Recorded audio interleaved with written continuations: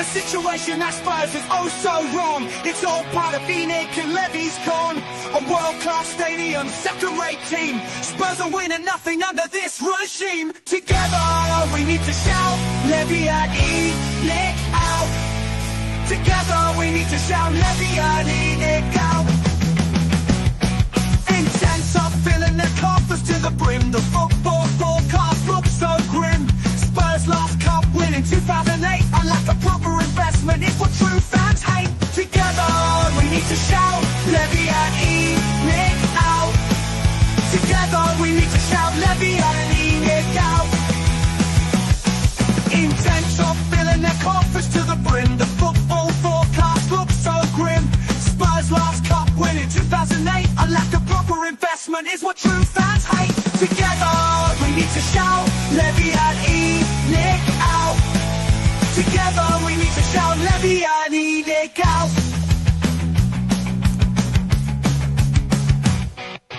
Project Youth, just another Levy feast. Dismantling Spurs history piece by piece. The stadium, just an entertainment hub. No true fan wanted this for our club. Together we need to shout, Levy and ENIC out. Together we need to shout, Levy and ENIC out. Legendary Bill Nick would turn in his grave if he knew how the owners now behave. Corporate greed and no success. We need to work together to get our club out of this mess. Together we need to shout, Levy and ENIC out. Together we need to shout, Levy and ENIC out.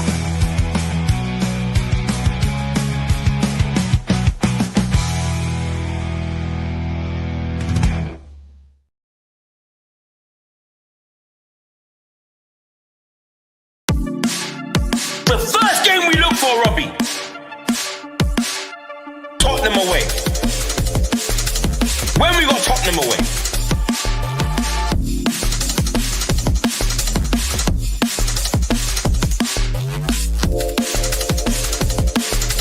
Tottenham away.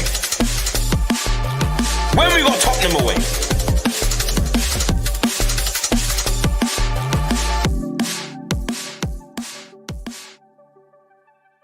What's happening, everybody? Welcome to Tottenham Away, the best place to be in town post-match show. Thanks for being here as always. Smash a like, hit the subscribe button, hit the notification bell, all that good stuff. You know the drill. Anyone in the comments tonight, we'll try and go through your comments as much as we can. And if you've got any questions or topics you'd like us to cover, get your super chats in. Matt, I'm going to remove you. Sign back in because your camera's not working. So just re-log in, reboot it, and come back, and I'll get you back in. Yes, where was I? Thanks for being here, everyone. Appreciate you all as always. It's a late night show, unfortunately, because there was too much drama going on in the other European Cup games for us to have a serious show. So we had to watch those games finish off, and we will discuss those as well. My God, what a night of European action.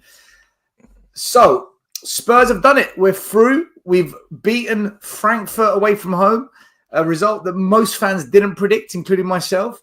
1-0 on the night. We'll discuss it. Was it a bit of luck? Was it deserved? Was it an Ange masterclass, or were Frankfurt just not good enough on the night? We'll break it down and discuss, and then we'll get into the other European Cup games. And what now for Ange? What now for the next round of the competition? All the Ange cult members that have been missing when we lose all the games, they're all going to come out the woodwork tonight because that's what they do. And as soon as we lose, they'll go hiding again. So welcome to you guys for coming back tonight. Appreciate you for cherry picking when to be here. And to all the regulars, hey man, much love as always. Good to have you here. I think Matt's back. Let's see if it's working this time. Yeah, it's working. Excellent. All righty. So as it stands, Spurs will be playing Bodo Glimt in the in the semi-final. The first leg at White Hart Lane, second leg in Norway on that plastic artificial pitch. And in the other semi-final, Athletic Bilbao versus Man United. Boy. What a night of European football, guys. Some people were saying that the Europa League's much better than the Champions League. Drama. So much drama tonight all round. Mari, listen, man, I don't know how much European football you've experienced, but That was quite a action-packed night in the Europa Cup tonight. It was crazy. It was a crazy night, and I love it. I am so happy to be wrong, and I mean wrong in the sense of when I predicted 4-1, I predicted that because our team does not fight. Our team does not fight. And finally, I saw a night where, though offensively we were terrible, okay, but we got the lead and we fought. We fought. I'm talking about tonight. I'm only talking about tonight. We fought. And that's all I asked my team to do, is to fight. And we did it tonight. We fought. We fought. Props to the captain. Tonight, we finally saw, I'm going to hold it up, Argentina Romero.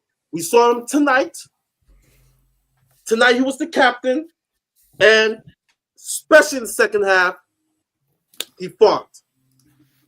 That's all I wanted him to do, is to fight. And we saw Argentina Romero tonight, right? Had a key pass that led to a penalty, right? Something I've always said that he does. He's one of the best passing center backs in the world. He did that at Atlanta. I watch every Argentinian game. You guys know. I see this. And once again, beautiful pass that led for a penalty. I mean, blood gushing in his head. Tonight, he fought. Were we fortunate that Christensen sucked? He can't find the net for almost said Boulder Glen, for Frankfurt. Okay, sometimes you can get luck. But the thing is, the team fought tonight. Brendan Johnson, who is soft like Teflon, Brendan Johnson even got in tonight. Even Brendan Johnson, who is so soft tonight, got in there. And I'm like, what? So I'm proud of the boys tonight. Were we fortunate? Yes, we were fortunate. But all I asked for the team to do was to fight, and they fought. Led by our captain tonight. We saw Argentina Romero tonight. I'm only talking about tonight. I'm not talking about his year. Yeah, his year's been shit. I understand he's going to go to Atletico. But I'm talking about tonight, and I'm going to give credit. Now, I know me and Stell disagree, but I'm watching CBS Paramount coverage. They say we went to a 5-3-2, right? When Danzo came in, finally, Ange did something right. You know, I'll give him credit tonight. And only tonight, I'm still 100%, 110% Ange out. But tonight, I'm going to enjoy this win. I'm going to give props to the boys because they fought tonight, led by our captain, Romero, tonight. Props to the team. Fight. Eugene? Hey everyone, hope everyone is doing well. Right, I did a watch along too, right? And the thing is that tonight was really different, is that we didn't give the ball away as often as we usually do. And today we look solid, and like what Mario's saying, right? The fight was there, the intensity was there, right? And of course, it's tonight, right? We are into the semifinals, but we still haven't won anything yet. But it's tonight, so I'm happy. I have not been happy in a long time watching Spurs play, but today it looks we were a bit more intelligent, right? We weren't making stupid mistakes, and even though that one goal, like I saw, right, it was very painful. I mean, we should have known Madison had concussion issues when he got hit like that, right? But after when Madison left the pitch, I'm not sure whether we sat back and tried to defend, or we just lacked some cutting edge there. So let's see how it goes. It's tonight, right? Don't forget we got 6 more league games to go, which I have really branded them as preseason friendlies. I guess maybe now, Ange has woken up, right? Understanding that, defense wins you things. So let's hope it continues. We beat Manchester City 4-0, and then we go back into that stupid spiral shit that we've been seeing all this while. So big up to Ange today, right? For being the manager that we hope he can be, right? And being a bit more practical. But let's see. We've got the semi-finals coming up. We're playing Bodo Glimt, right? So let's see how we fare there then, right? Because they beat Lazio, right, at home on penalties. They do have some grit in them. But tonight we showed that grit too. But like what Mario's saying, were we lucky that Christensen was shit, right? He had a few good chances, but he didn't take them. But luck, we need luck too to win games sometime.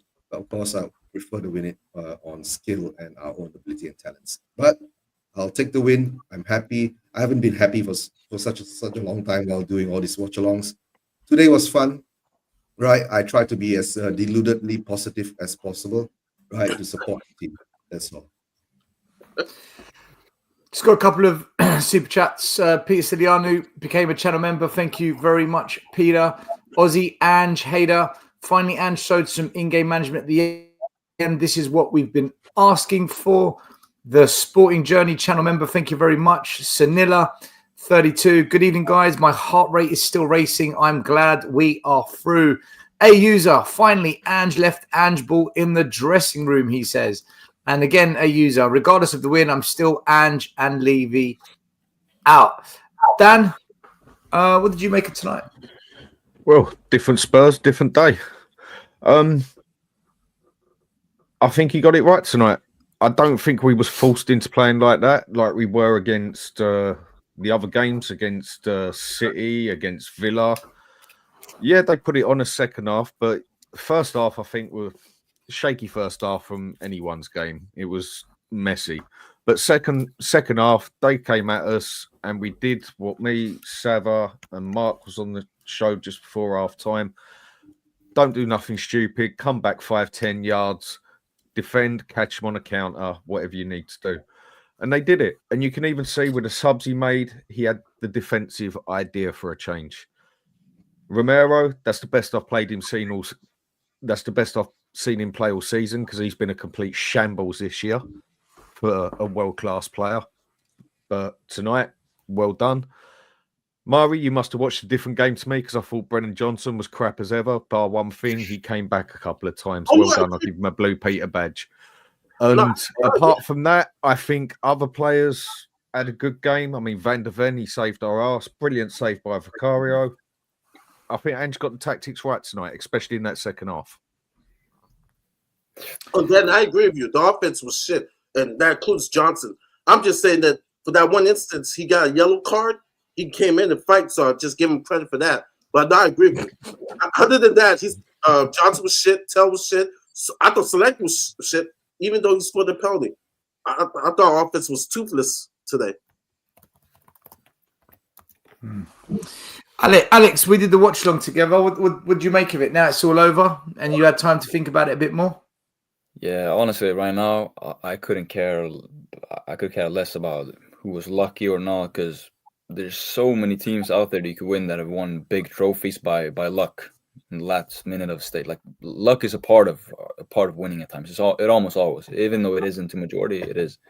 And I just felt when I watched the game today, it brought back my passion, honestly, for everything. Every single little move we did meant something because, and you felt it too. You were nervous, You were nervous, especially in the latter stages. And that nervousness comes from you actually knowing that the game meant something. Like I wouldn't be nervous having a scenario looking like this in a Prem game right now because this game actually meant something and you could feel that. So we're through.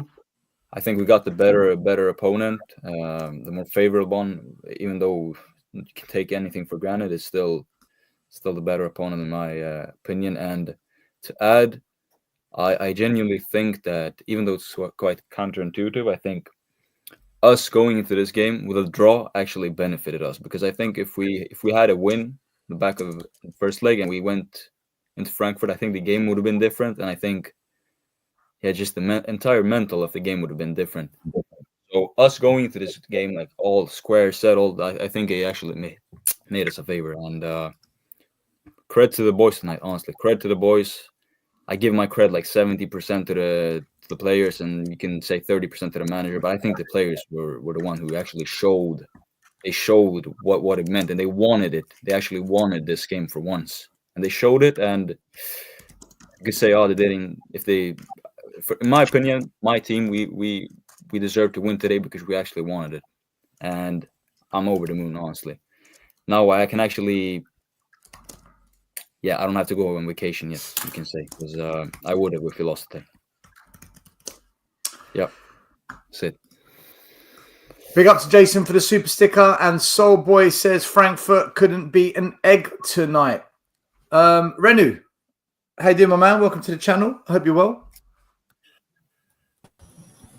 Yeah. First of all, thanks for having me on this channel. I really appreciate it.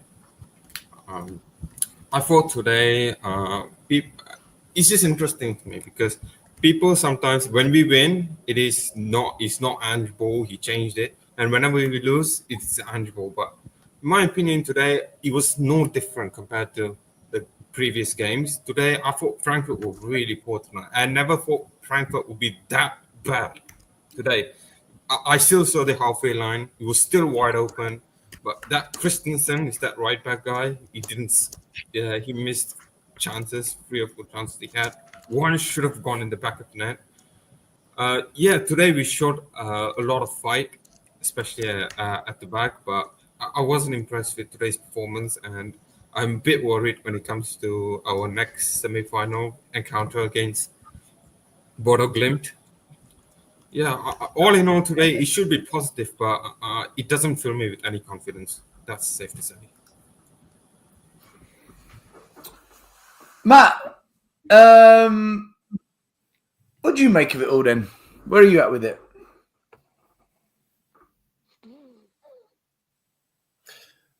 Happy, delighted with the result. Performance is secondary. The fact we're into the semi-final, huge result, and I'm just pleased to get the win. I didn't expect play the way that we did, but a few shouts out for a few performances. I thought Udogie was good. I thought Van der Ven gets us out of trouble. I think Bergvall played a real measured midfield performance today. He didn't go chasing the ball a position. I think he played a very disciplined, didn't get too far in front of the ball. And I think Maddison, who I've sometimes been critical of, showed a lot of bravery to actually get clattered for that penalty. So, buzzing, absolutely buzzing that we threw. Didn't expect it. And let's enjoy it, through and analyse some of the mistakes and some of the bad decisions. But listen, can't believe it. I'm old enough winning it in 1984. So absolutely just buzzing for it, mate. Long may it continue. One thing I could just say to that, if Ange didn't change anything and Ange played the way Ange plays, Renu, like you said, he changed nothing, then why was it for the last 10, 15 minutes we was playing with 5 at the back and 3 centre-backs? I think he had to. I mean, yeah, he just 15 minutes. Yeah, I get what you're talking about, but that's what you have to do in a game. 10 minutes is just a part of the game. He's just really desperate at that point. He just didn't want to concede. Yeah, but even how many before games could we have won if he'd have done that during the season? Yeah, that's what I'm talking about. That 15 minutes, it just annoys me, man, because he always just plays the halfway line, invert full back. So that last 15 minutes, I agree. Why can't we do that for the rest of our games? I was just sitting there, especially when Kevin Danso came on in the 80th minute, 75th minute, something like that. I don't know when the last time he made a substitution like that.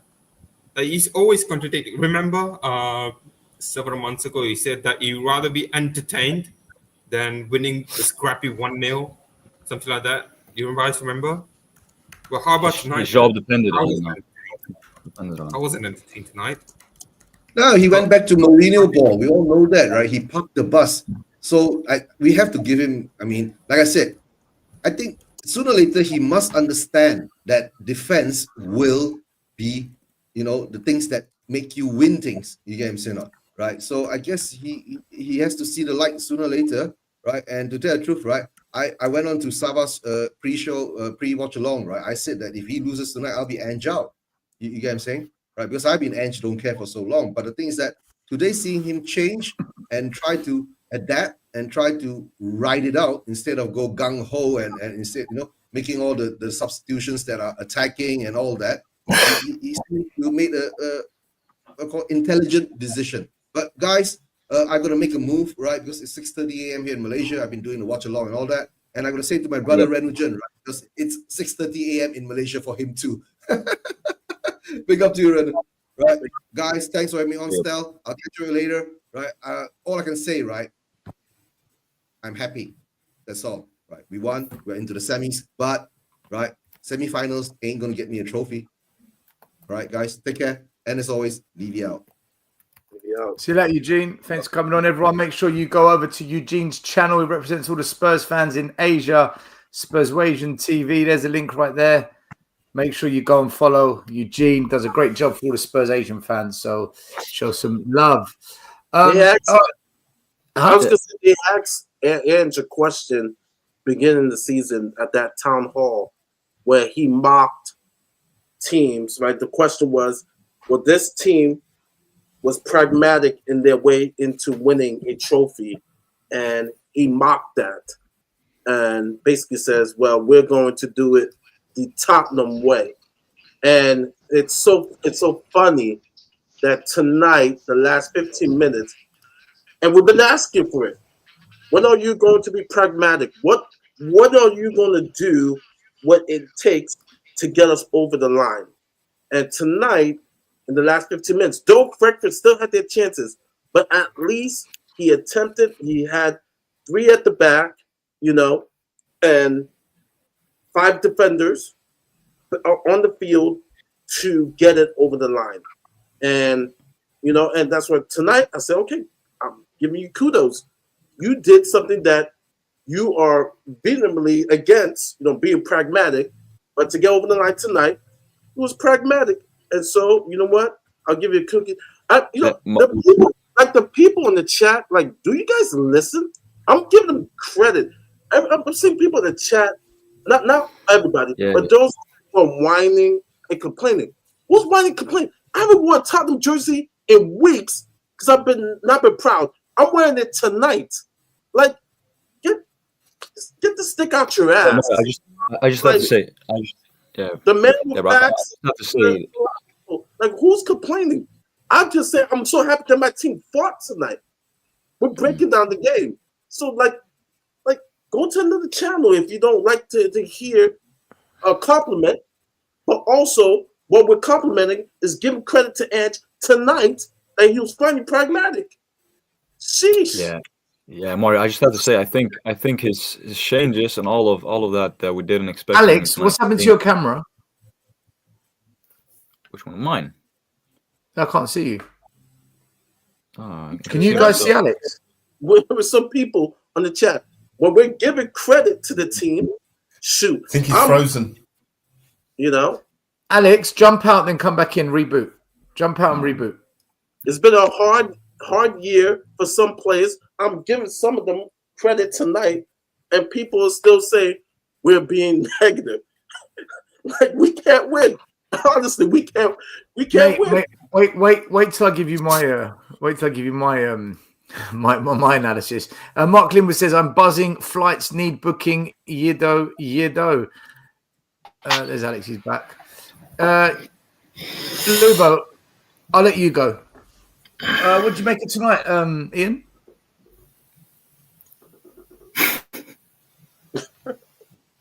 Can I just say what I wanted to say quick? Because I had something to say before it froze. Yeah, seeing I as just want- Rubo's ignored me. Yeah, I just want to say that.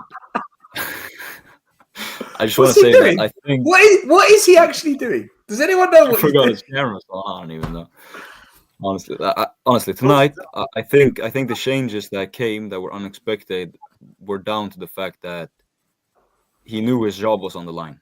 He knew his job was on the line, and what you could see in the United game in the cup when we were 3-0 up. You could see how we always blew it, and 4-3 was the end result. He came out afterwards. He would rather want to see a 1-0, blah blah blah. Under that time, he was under no pressure at all. But on tonight, he basically knew. I think he said in this press conference too, "You're gonna have to put up with me for a while now," because maybe it indicated that he knew that, yeah, he was gonna get the sack in the morning if he didn't progress. So I think that was why he put on Danso instead of and did all those things. It came down to the fact that he was under, the pressure that he was under on. He couldn't fool around with it if he wants to stay. I guess, I don't know. Yeah, that's it. Well, can I say something? I'll tell you what I think. Right, this is what I think of tonight. In the first 10 minutes, they lost their best midfielder, Goetze. He went off injured. That's their main man. Yeah, that was a big injury. Right, and when I did the watch long, I said this is going to be a massive blow for Frankfurt. So it was advantage Tottenham. But we can't use injuries as a reason or an excuse because we've had injuries all season as well. And then I thought it was a pretty shit first half. I thought it was a pretty crap first half. Bit of back and forth. They lost their main midfielder, Goetze. But the only moment of the game, really, where anyone was going to score was the first 5 minutes, one ball over the top, which I've seen every single year, every single week, every single month with Ange. They should have gone 1-0 up. Thank God Van de Ven made a wonder sliding challenge and got the ball. Because if he didn't, it's a red card and a penalty. But Van de Ven did incredibly well. But that one ball over the top, they cut us open from the off. And I think everyone's forgot that. We put one ball over the top. We got the penalty. We put it away. Really good penalty from Slanky. 1-0. I'm thinking, all right, game on. But it was a pretty even first half. Second half, Maddison then goes off injured. So you're thinking, all right, maybe it's balanced it out a bit because Maddison's our best number 10. And we had 2 or 3 chances. One where Tell smashed it over the bar. One where Romero headed it wide. Another one where Bentancur missed a header. And maybe we should have got the second goal because we created enough. But we didn't finish our chances. Okay, whatever. The last 20 minutes of the game, they pinned us back. We lost possession so much in the last 20 minutes. And we were trying to play out from the back. And that's how they created their chances because we were trying to play stupid Ange ball. Luckily for us, they missed all their chances. And when you look at the stats, right, and this is the last, most of this came from the last 20 minutes. They had more possession, they had more shots, they had more on target, they had more clear-cut chances. They totally deserve to equalise, but football don't work that way. So as a Spurs fan, I couldn't give a shit. We won, we're through. But if I'm being honest, that was no masterclass. I wasn't wowed by Ange or what he did. And the only reason he brought a defender was because we were getting pummeled. They had us pinned in. We couldn't get out of our area for 15, 20 minutes. And I thought, we've got away with it. We've got away with it there. But you take it as a Spurs fan. Now, if people are going to go online tonight, and the guys, by the way, this is just my opinion. Everyone can hate on me. I really don't mind because when we beat Man City, I came with the same energy and I said, I'm not impressed. And then the season collapsed. If we play like that in the semi-finals, 100% we're out. I give you my word, we will be out because that Bodo Glimt team will pick us off. They're better than Frankfurt. This Bodo Glimt team has got something about them, especially the second leg on that plastic pitch. It's anyone's game. Of course, we can go through. But tonight, I don't look at it and think, wow, what a brilliant performance. I thought we did enough to hang in there. Mm-hmm. And I don't think it was this brilliant, pragmatic defensive display. Us playing up from the back gave them chances. Our sloppy clearances and losing possession gave them chances. And they missed them all. They missed all of them. I think Vicario had to make one really good save, close range, for header, which was an excellent save. Otherwise, tonight should have been a draw and it should have gone into extra time. It didn't. As a Spurs fan, I take it. That's my honest assessment. Now, if you don't want to challenge me on it, feel free. I'm happy for you to challenge. I think second half, he doesn't usually go and put 3 at the back, whether we're getting pumped or not. He doesn't usually change anything. And with the subs he made, you could see we went more defensive. And yeah, many a time, I still think we had a bit of luck in that game. No ways about it yet. Excellent save, I thought, by Vicario. And I think that, what's his name? Christensen, I think it was, missed 2 sitters. No 2 ways about it. He should have put that in the back of the net. I think Akite, was it Akite as well? He headed a ball, it just went wide of the post as well. He should have put that in the back of the net. Yeah, but the 2 that should definitely have gone on was off that Christensen, whatever his name is. But we don't usually do that. We usually just keep going out, pump out, just trying to play Ange way and that. I think he made the right decisions in that second half with the subs, and I think he got it right. Okay, we had a bit of luck. You can win a competition or get into the next round with luck. I've said this all day long, that with Ange ball, you're never going to win a league. But a bit of luck and that, you'll get to a final.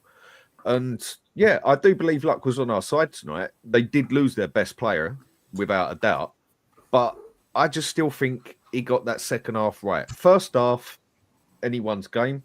100% a penalty for me all day long, because that would have been a foul anywhere else on the pitch. But the fact that we actually ended up playing with 3 at the back, 5 at the back at times, showed me that he got it right today. And we wouldn't usually do that. We'd usually just what did he do? What did he do that was so right? What did he do? Right, the front line were awful. Solanke, the front line was shocking. Tell Johnson were utter garbage tonight.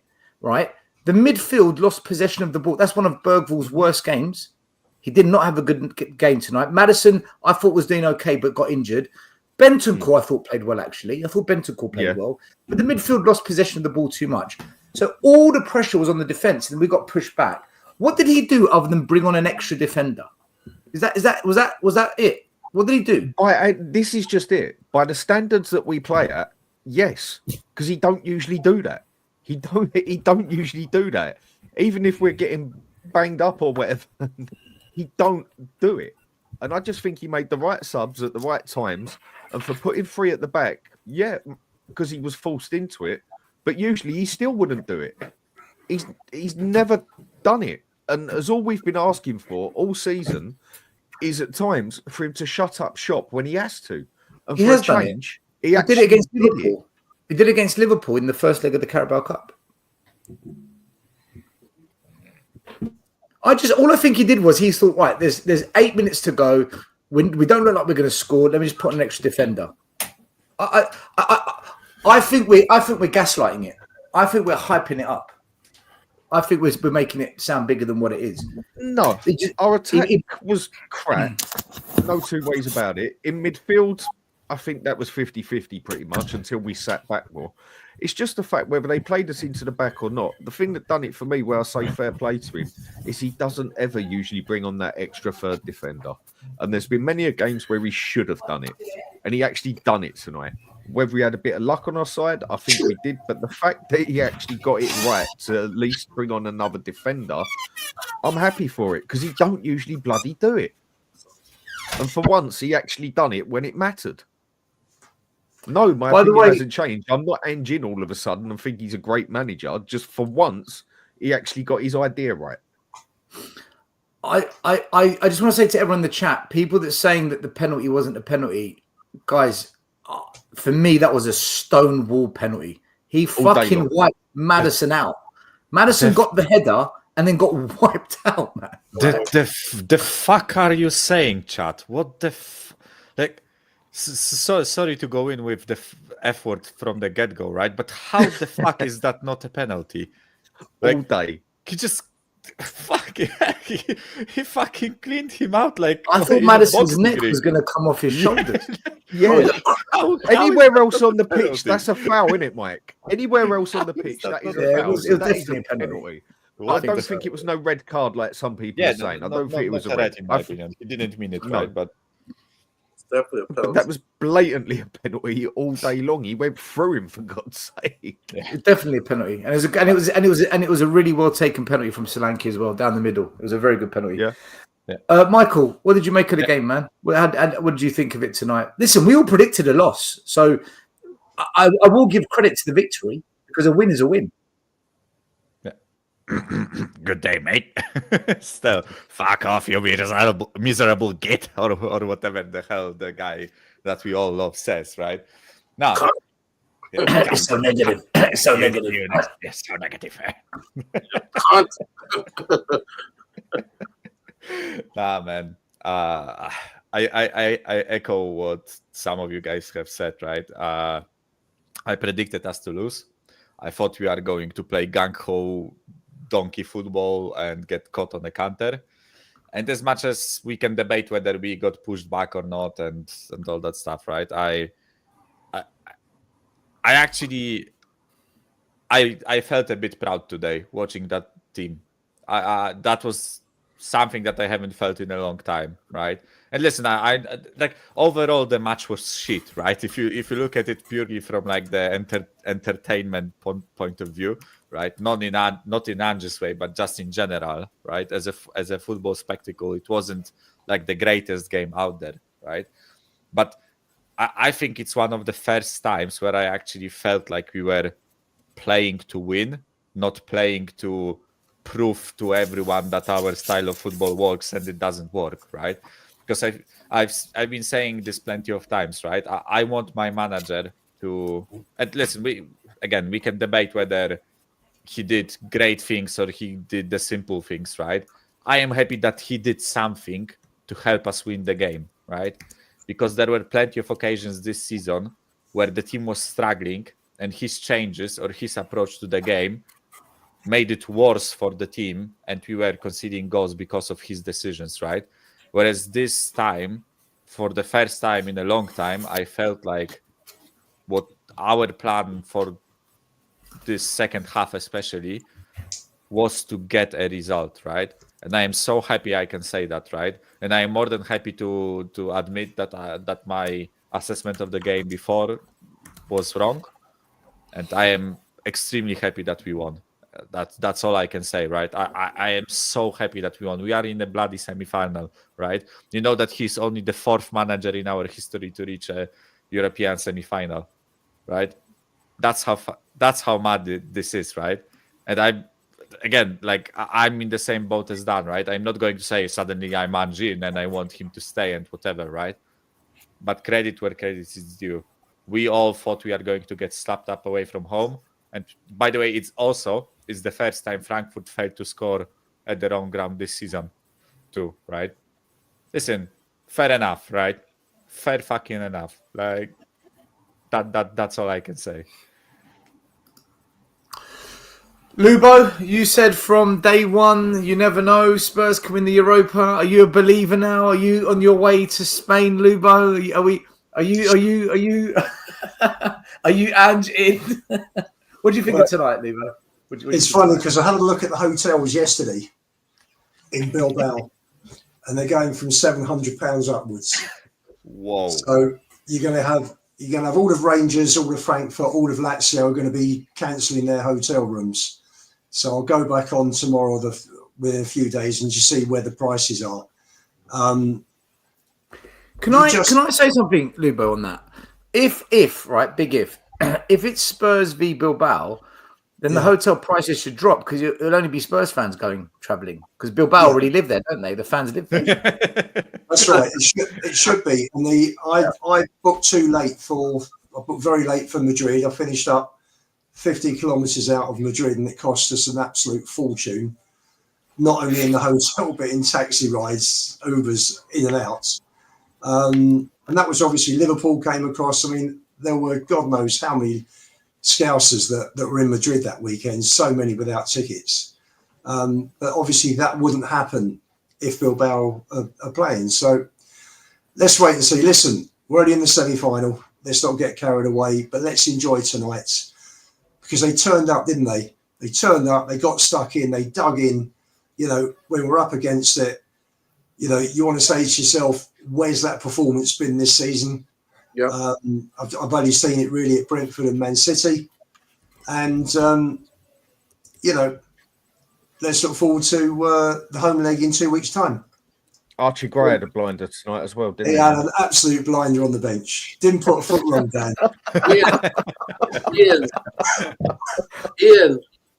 Ian, I saw the stream, the post-game show on Sava's stream, and I was driving here, and all I want to say is, for tonight, we saw the Argentina Romero. We saw the Argentina Romero tonight. Absolutely. Yeah. Absolutely. Captain tonight, and even the mad tackle in the 97th minute that got him booked, idiot. Yeah, dark hearts. You gotta be dark hearts. He was the captain tonight. All I asked for the team to fight. It wasn't pretty, but they fought. That's all I asked for my team to do. What about Maury, what about when Romero went down in the box after 93 minutes and no one was near him? And the ball had already gone. He had blood coming out his head. That's what. If you watch it again, he actually had blood coming out his head. I don't know how it happened. Yeah, Guys, can we have a quick chat about Romero? Okay, because he's a player that comes under a lot of stick at Spurs, and he's checked out. He cares more about Argentina than Spurs. Yet tonight, when it matters and you need your defense to be on it, I personally thought tonight him and Van der Ven didn't put a foot wrong. Yeah. Other than that wild challenge that Lubo just said, where he tried to murder that guy. In general, they both played with aggression. They both won their tackles and their headers. I don't remember them giving away a dangerous pass or ball around our penalty box. Romero did pass the ball off the pitch once in the first half, a misplaced pass. Okay, but overall, Van der Ven did a cock up in the second half when he did. Was in a foot race with Ekitike, and he kind of just passed it into him, but they went out wide, and then he dealt with it. But yeah, that's as you say, right? That's just one F up in 90 minutes that didn't lead to anything dangerous, right? That's fucking brilliant. But I thought Van der Ven was excellent tonight. He saved us the first 5 minutes with that. But I thought Romero tonight proved he's a good centre back. And do you know what was different tonight? They weren't on the fucking halfway line. That's right. Yeah. And I've said so many times when I'm arguing with other Spurs fans and other YouTubers, I want to see Romero and Van der Ven play deeper together before I assess. Just maybe the system is what's made them look worse than what people really think they are. Because tonight, Romero was key to us. Well, what do you not make of Romero? Because we could easily go and play Nottingham Forest on Monday, and he does a bozo dumbass thing, and it costs us. You know what? He had an excellent game. He had an excellent game. Second half, first half, the defenders were up there. Second half, we came back 10 yards, and that is exactly what we needed to do. And we looked like the better team for it. When we're playing a more counter-attack, yes, our strike force was absolutely depressing today. It was shocking. But I don't really care. We got the penalty and we won. But our defence looked 10 times better than it usually does. Why in the second half? Because he pulled it back a bit. And that's all he's got to do, and stop using that inverted wing-back crap. And like I've said, I think that's 25% of his problem sorted. That's why it's so annoying, because it is that simple what he done today, that we sit here and praise it, because he never bloody does it. And I thought Romero had a bloody good game, whereas he has actually been absolutely shocking all season and not lived up to standards. But tonight, he had a very good game. Yeah. This was Romero from the Conte era, and the Jose era. This, you know, the first season, Romero showed what he's capable of tonight. Mm-hmm. And thank God, you know, we needed him and Mickey to be on form tonight, didn't we? Yep. Listen, who would have thought to go to Frankfurt and come away with a clean sheet and a win? Come on, none of us thought that. All of us went to Frankfurt. I didn't get a clean sheet tonight. I mean, though they missed their chances, but hey, we'll take good luck with it too.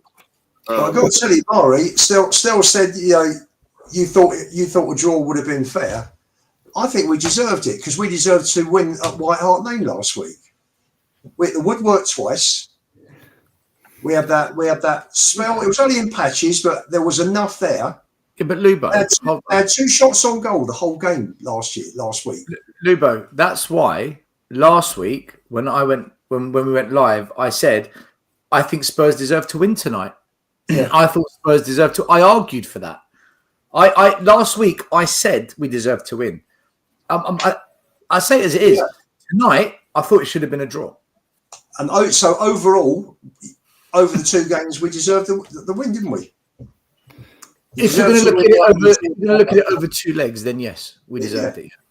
Yeah. But before today, all we said was, they're in every big game in the Europa League, we haven't won, not away, and we haven't won against the Galatasaray Rangers. That's our first big win against a decent team in Europe this season. Yeah, that's why I said it went against all odds. And to be honest, for me, what gives me hope now that I didn't have before is the fact that we came away with a clean sheet in my opinion, the most hostile away environment we've played in this season. They're more passionate than Galatasaray in my opinion, and that we came away with a clean sheet. It just says about where they've been hiding this for so long, and I think it's because it's this or nothing, and the players showed it today. They really showed that, and it wasn't that or this. It was this or nothing, and they showed. The other thing, Alex.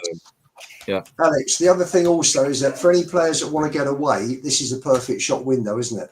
The whole of Europe's watching. You get to a quarter-final, and now a semi-final. Yeah. Let me ask Matt a question. Matt, was Ange Postecoglou right to drop Jed Spence? I think he's a better player than Porro, but I think Ange went back to players that have got more experience. And I think in reference to Spence, he's probably been our best player since the start of the year. But I think he just looked at it and thought, away from home, tough fixture. Porro's got Europa League, Champions League experience with Lisbon. Also an international. So I just think he went with the experience. When you're desperate for a result, you just look in your dressing room and you think, who's got big game experience? And Romero, my missus Mari's Argentinian, so I know chapter and verse on Romero, and he's a very experienced player, but has a hot streak in him. So there will always be the odd flashpoint in a tackle. But I thought he looked determined. I think he's trying to fix his game. I think mentally he's just trying to get back up to speed. This season he looks a little bit unsure of himself at times, but I thought he was one of our better players last season. I thought he was very good last season for Spurs. So it's one game, flash in the pan, we'll see. But I just think with Romero now, he needs minutes. He's missed a hell of a lot of football this season. So just with a good player, I'm not getting into the world-class conversation. That's for other people to debate. But he's a good player. He's played in World Cup finals. He's played in Copa America finals. Those are high-pressure games. So when you're looking in those kind of moments, and we've got such an inexperienced, especially European inexperienced team, you're hoping people put their hands up, and Romero certainly put his hand up today. In regards to Spence, he'll certainly be disappointed, but sometimes now managers go with the safer option. And at the moment, Porro's the safer option. He's a Spanish international. He's played Champions League. Sorry, guys, someone's got a door football. swinging and opening in the background. Whoever that is, could you just mute your mic? Just mute your mic. Yeah, sorry, Matt, go on. Yeah. So I just think he just went with the safer option. I personally think Spence is the better option in that position. But I just think he went with experience. Does everyone else agree with Matt, or does everyone disagree? Was there a moment in that second half where maybe Spence should have come on? I would have. Yes. I would have played Spence and would have played Spence where Porro is and played Porro where Johnson is. Well, that was what we've all been saying all season we want him to do, but that's just not going to happen. That's just wishing. It's never going to happen. For me, it should be either Porro and Spence or Spence and Udogie. I don't like Spence and Udogie together because neither of them can really tackle. I mean, the first half, for me, Porro had a bit of a howler. He lost that ball how many times? Nearly cost us once with the player getting past them. But his second half definitely made up for it. I thought Udogie was respectable tonight. But if he was going to bring on Spence at any time, I think when he brought Danzo on, he should have also brought Spence on as well to have the even more solid defence. I think that's about the only thing that he might have. It could have been better, but we still won at the end of the day, so it is what it is, and I'm happy with it. But for the defensive side of it, I thought Spence should have come on at one stage. But at least he brought on another defender and put it as 3 at the back, 5 at the back, whatever you want to call it. Yeah, the thing is, I thought he got it completely wrong when I didn't see Spence, even though we could predict it by the fact that he didn't, or that he started against Wolves, that we could predict he wasn't going to play tonight. But the fact that he didn't and that got away with a clean sheet, it just says that the boys just they made themselves worthy of praise and honor tonight. So just hope that Spence is going to play a huge part in the semis for sure, and he's gonna have to start at least again because it's not that he's just he's still that same player that we need, and we're gonna need all of them, to be honest. And Spence and Udogie for me and was what I was gonna go for before the game, but we didn't have much fun down that right hand side for some reason. It's fair play to the boys. Oh my goodness. This guy, his ego. Does this guy have a PR manager? I'm not reading that Am said after the game. Unfortunately, for a lot of you, you're going to have to put up with me a little longer. Why? Yeah. Why be petty? Why? Like this guy. It's like he knew he was going to be sacked if he lost tonight. It's like he knew it in forehand because he said it. I still think even if he wins Europa, I think he's gone, and I think he knows it, and I think it might have actually gone into his head with a bit of a "fuck you" attitude sort of thing of like, I am going to walk out. Why would he be gone if we win the Europa? I just personally think he's going to go for the season. I personally think he is. If we go and win the Europa, then on the moral side of it, I think you're just going to have to put your hands up and say, "Let's." But if you're Daniel Levy, why would you sack a manager who's brought you your first trophy in 16 years and he's guaranteed you Champions League money? If you're Levy, why would you sack Ange if he wins the Europa? I get that, because I know he's just not going to do it in the following season. Because if you remember, I have said this a little while back. But he's guaranteed the money, Dan. He's guaranteed money in the bank. I know, but we've been that shit in the league. And I have said that I think that the way Ange plays usually can win you a cup. Why? Because it's over a limited amount of games. But if you're going to play Ange way over 38 games, you're going to get destroyed like you do. Because in most cups, you need that bit of luck once or twice. I mean, look at England, made it to the finals twice, and they deserved it once. That last final they got to was pure fluke, bar one of their games, and they had some luck. We had the luck on our side tonight as well. I don't deny that. Christensen got it totally wrong. But I just think even if he wins that league, morals, he should stay another 6 months. I mean, like they did with Di Matteo, and then he absolutely went tits up and they got rid of him after, 4 months, 5 months? Yeah. But I still think he's gone at the end of the season, whether he wins it or not. Just personally. See, this is where I disagree, guys. I'm not. This isn't what I. I'm not telling people what I want. I'm telling people what I think will happen. If he wins the Europa, first of all, a shitloads of fans, will flip flop and in, guaranteed. Number two, We're going to see a parade open top bus on that high street we haven't seen in 40 odd years. That will be a memory that millions of Spurs fans will never forget.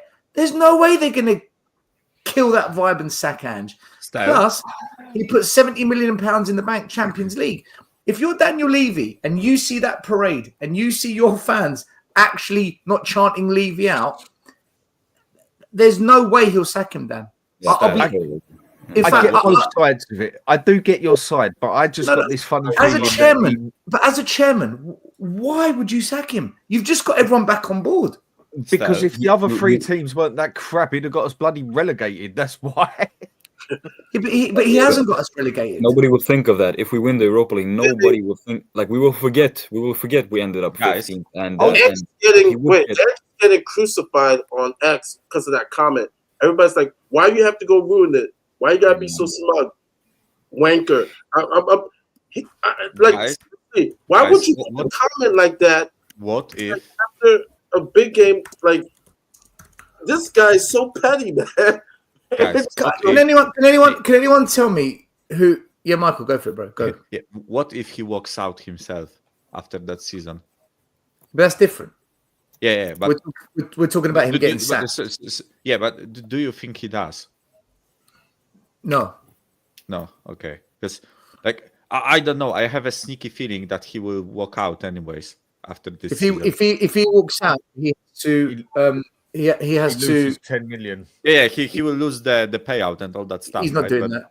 He's not doing that. Money, nah. Listen, one thing I know about Greek people, one thing I do know, when it comes to money, they don't muck about. they're not just gonna chuck £10 million out the window. Still, the omens hopefully are good for Spurs. You know, there was another semi-final that we played on May the 8th, second leg away from home in a green strip, 6 years ago, wasn't there? Exactly. You know what? Yeah, Iggy put this on Twitter today after the game. Kit came through. Official Spurs page posted the same too. But the semi-final was the same day as the Ajax semi-final, second leg. What does everyone think about? Forget what you want. Put your feelings to one side. If Ange wins the Europa Cup, do you see a world in which Levy sacks him? I personally don't. Dan thinks maybe yeah. What does everyone else think? What's your views on it? I think he would have gotten. You're not winning the Europa. The Pelters. No, it's a hypothetical. Yeah. I know we're not winning it. I agree, but if he did, do you think Levy sacks him? That's the question. I said that the Pelters Levy would get. Like, imagine what he got for sacking Jose before.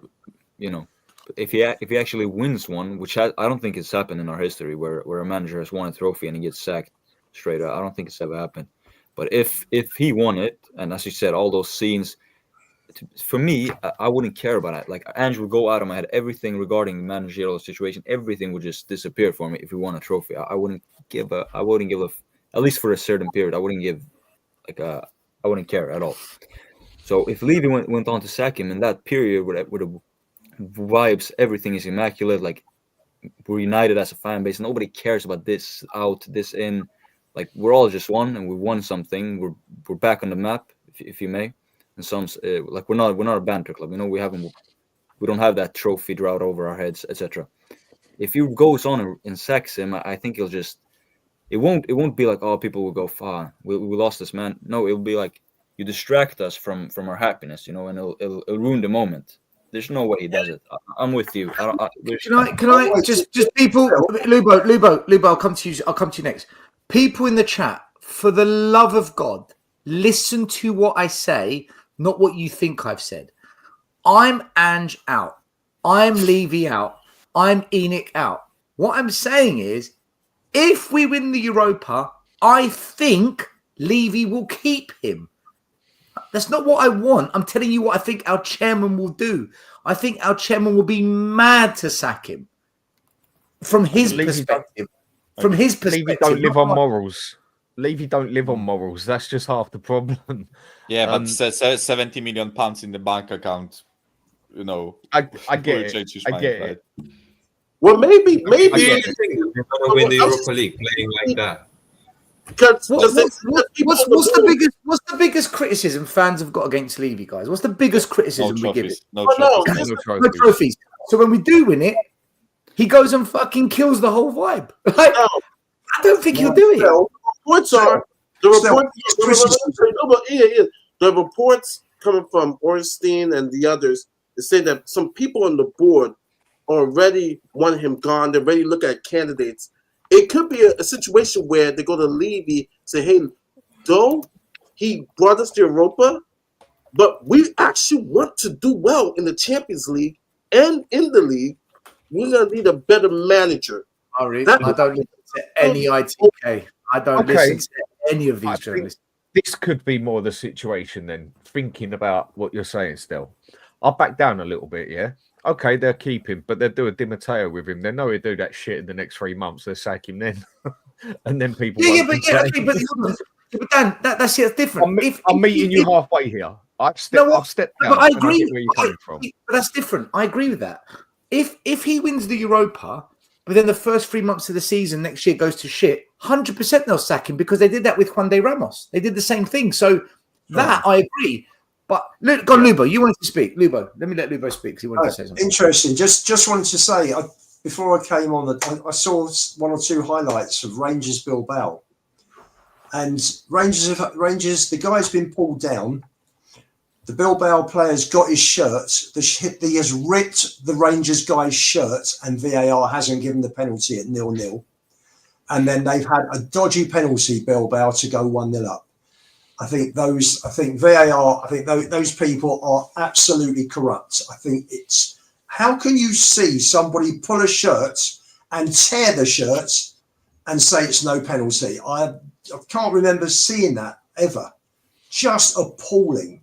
How did we go from keeping Ange if he wins the Europa to a VAR decision in the Rangers? The point I was coming round to, was Bilbao had major luck today. I remember you still just saying about Man United and the Europa. I've got a feeling it's the Spurs Man U final. Oh, God help us. God help us. Not be easy. But Bodø/Glimt could be another backs against the wall second leg. But I do think that we should if they turn up, and if Ange turns up, because that was the first time he has properly turned up since he joined the club. For the second half, yeah, I totally agree. And it's a good job you calmed down, Ian, because you nearly gave yourself piles on Sabba's one when you came on there so raved up and excited. You wouldn't be able to sit down properly. You don't be with me. You don't be with me at a match. Yeah. I mean, you talk about adrenaline and that. I thought there was a bit more to it, but either way, I agree with you, Ian. That was pure adrenaline, Dan, I promise you. I think the second half he got it right. He shut up shop when he had to, and he doesn't usually do that. So credit where credit is due. But it's a shame that it's become that lame that we have to do that. But again, credit where it's due. Yeah, it was one of those where your heart was in your mouth for the last 20 minutes, wasn't it? And you're watching that clock tick down minute by minute. I can say that is the first game I have watched where not the first half, but the second half actually got me shouting at the telly again. Yeah. And that's the first game in easy 14 months. I can say I used to be very passionate watching Spurs play at the TV to the point that I always just had to put the beer on the side because I felt like throwing it at the bloody wall enough times. That was the first second half. Even though it weren't the whole game, I can say it actually got me shouting at the telly. Not because we was playing that great, but it was because the pressure was on us. We got defensive for a change, and we got what we wanted. And what it actually looked like the players had a pair of balls on them tonight for a change. They did, didn't Whether they? that goes on to the next game, only time will tell. What do you reckon he said to them that made them grow a pair in the dressing room? Because whatever he says to them normally, they come out and do the opposite. Maybe he promised them something when they get out. I don't know. Probably a can of Castlemaine Forex. Yeah, TTID forever. I did used to watch Martin Chivers live. I think some Matt, let me opinion, ask Matt. Alex, let me ask Matt quickly. Matt, what do you think about? Do you think the club will keep Levy? Will they keep Levy? Do you think Ange keeps his job if he wins the Europa? Yes, that he does. I think. Still, we've had conversations about this before. That I think there is this culture now that we've either got to be Ange in or Ange out, and regardless of the results, we've pitched our tents in whatever camp, and that's it. And people can't pivot away from that. So almost, and the criticism of Ange, and just is that he's got one way. He's got one way of playing and one way of thinking. And I think at times our fan base is the same. The guys or the women that have decided he's got to go, he's got to go. So if he keeps his hands in his pockets, they'll criticise that. Sometimes I just think, let's get the emotions out of it and let's just call it what it is. We've got the win. We were in the final four of a European competition. Enjoy it. What happens at the end of the season? What happens for the first game of next season? Nobody in this room, in this show, in the chat knows what's going to happen. So Levy, for me, is a very clinical operator. But if we get and win this trophy, and whatever the prize money is and all the revenue and all the sponsorship deals that he secures off the back of it, I think he will go into next season with Ange, but have a backup plan of whoever that is for if we get off to a bad start. What's for sure, if Ange keeps this same ethos of how he plays, can you imagine Tottenham in the Champions League and playing Premier League matches with the style that we play at the moment? Yeah, it'd be carnage. It'd be absolute carnage. Absolutely. So it's a shame Ange hasn't been more flexible earlier in the season. I think if Ange had this set up today, in some of those matches at the start of the season with all the injuries, I think we would have had a few more draws, and I think we might have nicked a few more wins, and we might be sitting in 8th or 9th. Still not acceptable, but we certainly wouldn't be 16th, 15th, 17th in the league. So if we win this Europa League, I don't think he sacks him. I tell you what, I think Ange will look at it. If he finishes anywhere between 15th and 17th, he'll look at it and he'll think to himself, do you know what? It'll play out in a similar way to most managers who bring a team up from the Championship. They're heroes when they get promotion, and within a few months they're out. Russell Martin. Sorry? Russell Martin. Yeah, Russell Martin. That's a prime example. And mind you, Maresca left, didn't he? Mind you, Leicester fans wanted him out. The football that he was playing was boring, and I'm hearing that from Chelsea fans now. But Ange will look at that and he'll think to himself, I've won the Europa. We're poor in the league. My tactics aren't working in the league. We're going into the Champions League as well. We've got no chance of winning that. You know, the chances are that he'll get sacked. So he's better off for his CV doing a deal with Tottenham on the outstanding money that he's owed, having a severance pay agreement, and leaving on a high. And that way he can go and pick virtually any job he wants. Only at Spurs. Only at Spurs does a manager finally win a trophy and then agree to leave and get paid. Only at fucking Tottenham does this kind of shit go down. I've never heard anything like this. But you know what, Lubo? You might be right. You might be right.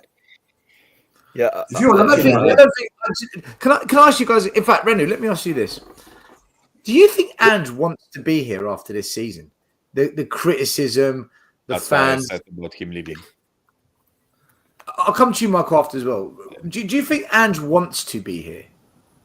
no. The thing is that if you take a look at his previous job, he's not been in the job for longer than 2 years or something like that.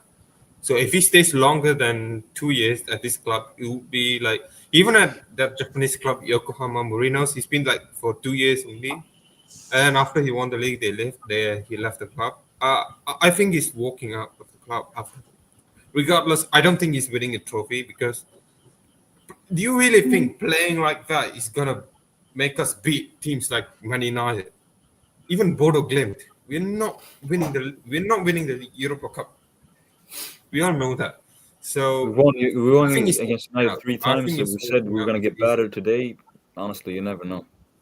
Yeah, I think he's walking Never out. know. Do you remember? I remember because 8 or 7 months ago, I believe, in a press conference, he said that. I still remember he said that when he wins something at Spurs, he might leave after that. That's what he said. I don't remember which press conference it is, but I've heard him said that. So there's a big chance that he might leave after he wins the trophy because I don't see him doing well next season, and he knows it. He knows it himself that it's not possible for him to repeat that same glory. And especially this season, people are giving credit for him. People are saying that he's the first manager to reach the semi-final since 1984. I don't think this competition is same as the previous. He's not the Spurs manager. Pochettino reached the semi-final. When was it? Oh yeah, apart from Pochettino, yeah. In Europa League, isn't it? Well, okay, it's not like the Champions League, though, is it? That's the point. Yeah. So and for him and for Postecoglou to say before the game that we don't make the semi-finals that much. That this was the 7th, I think, in 9 years. 7 and 9 years, yeah. But the Champions League team don't drop down. Yeah. So there's a lack of quality in this competition, I believe. I honestly, well, here's two things, right? Listen, guys, trophy's a trophy, man. I've always said that a trophy's a trophy. Never, ever, ever, ever dismiss any trophy as long as it's not kind of pre-season Aldi Tiger Cup shit, charity shield. A domestic or European trophy in the league campaign in a league season is no joke. Like we don't. We don't have that right. We do not have that right as Spurs fans to turn around and look Any around club. at any trophy. We have Any been the club. biggest underachievers in the world, not just Massively. England. And I would we just have say no this. right to look down at any cup. And I don't anybody look down would. at any trophy. I would just say this, that if he wins to Europa, that Klopp is definitely going to save his job because, like I said, I'm reading right now, a lot of people, though they're happy with the victory, what he said tonight after the game, a lot of people are like, kind of like, how dare you say something like that? Like, he is putting his foot in his mouth, like seriously, like he is. Edge don't give a fuck. I mean, honestly, on his press conferences, he is really. That's why I asked the question, Michael. Let me come to you. This is why I asked the question: does Ange want to be here? Is he just waiting till May so he can leave either way? Because he's just I don't actually like it here anymore. This is why I raised the point about him leaving, right? Because I judging from like his actions recently, right? I just feel like he's on the villain arc, right? He's just trying to do be the bad guy in a movie arc, right? But bad guy that does something good, right?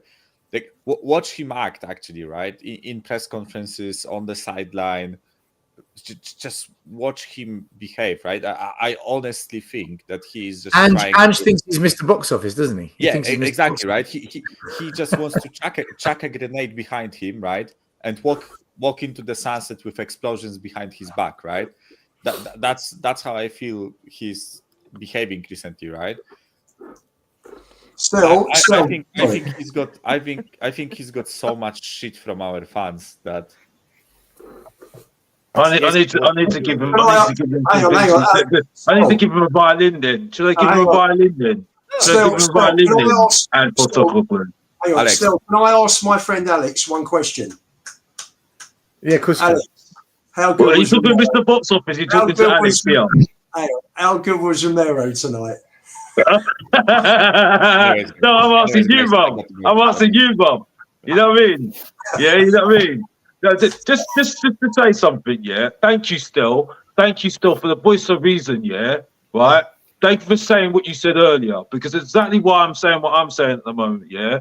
I'm still confused. I am still confused because obviously I'm going to hear from Matt. Love you, Matt. Yeah, you're a lovely guy, Bob. Yeah, but I knew this was going to come from you. Be happy about the victory. I knew that was going to come from you. I knew what was going to come from Ian. You know what I mean? Again, like I said, if he's able to do this today, right? But we all know this is not him. I still don't think it's him. I don't know. Listen, I respect Dan's opinion, but I don't think this is him. Because I need to see this consistency. Because where was this? How long? And it's not that I'm not happy. Yes, I'm pissed off today about something else. Yes. No one else's business. That's something else. Nothing else. Football. Nothing football-wise. But the point is, though, yeah, where was this? That's what I'm saying. Because it's not. I've not seen this before. You know what I mean? And yeah. I don't think he wants to be here. No, I still think my prediction at the beginning of the season, him saying that I think he's going to walk out this club. I think it's still going to be true. I think it's still going to be true because I think he's zoned out. Do you reckon at the end of the season he's going to go with Levy and say, right, I know I got the season wrong, and I know you don't really want me here, but you're going to have to keep me here because I won the Europa. Instead of paying me 10 million, pay me 6 million, and I'll do one. I wouldn't be surprised if he does that, Bob. If I'm really honest with you, I think we've got a chance of now getting to that final, which is amazing. How we're saying this right now, because let's be honest here, like that was a tough tie. I've got to say this was a tough tie. I've got to give him credit because. Let's be honest here, Frankfurt in that stadium was very, very hard. You know what I mean? Aggressive. But in saying that though, it would be interesting if Frankfurt scored though, because I don't think we would be prepared if Frankfurt was scored. That was the difference. I think momentum was on our side because Frankfurt didn't score. If Frankfurt scored and equalised, I would have liked to see what we reacted next because we weren't doing anything attacking wise. That's the difference. Fair point. You can compare it with United's game today. They went 2-0 down and they came back from that. I mean, you can just but either way, we won. That's all I care about. But I just want to give my prediction. I think with Ange, I think he'll get sacked in January or earlier than that because there's no way. We've been saying that for 12 months. He's going to get sacked in December. I mean, he's going to get sacked in January. He's going to get sacked in March. Now. If he wins the Europa League, then there's no way he gets sacked in the summer. I think Levy will, if it goes bad, he'll wait until January, unless he does like Conte and just makes it on, which I don't think he will. He won't. I don't think he'll ever get to that point with him. And you could argue that if Levy sacks him, then what will that do to his image? And the Levy out our movement, it'll just become even bigger. It'll become the biggest it has ever been because he's then sacked the first manager to have ended our trophy drought for 16 years and our first European trophy in 42. It'll be substantial that, and then how can you the only ones that will defend Levy after that is them, the Lulus that will say, oh well, he appointed Ange. So he gets this for it. Alex, this win tonight will hurt the protest, the next protest. Mark my words.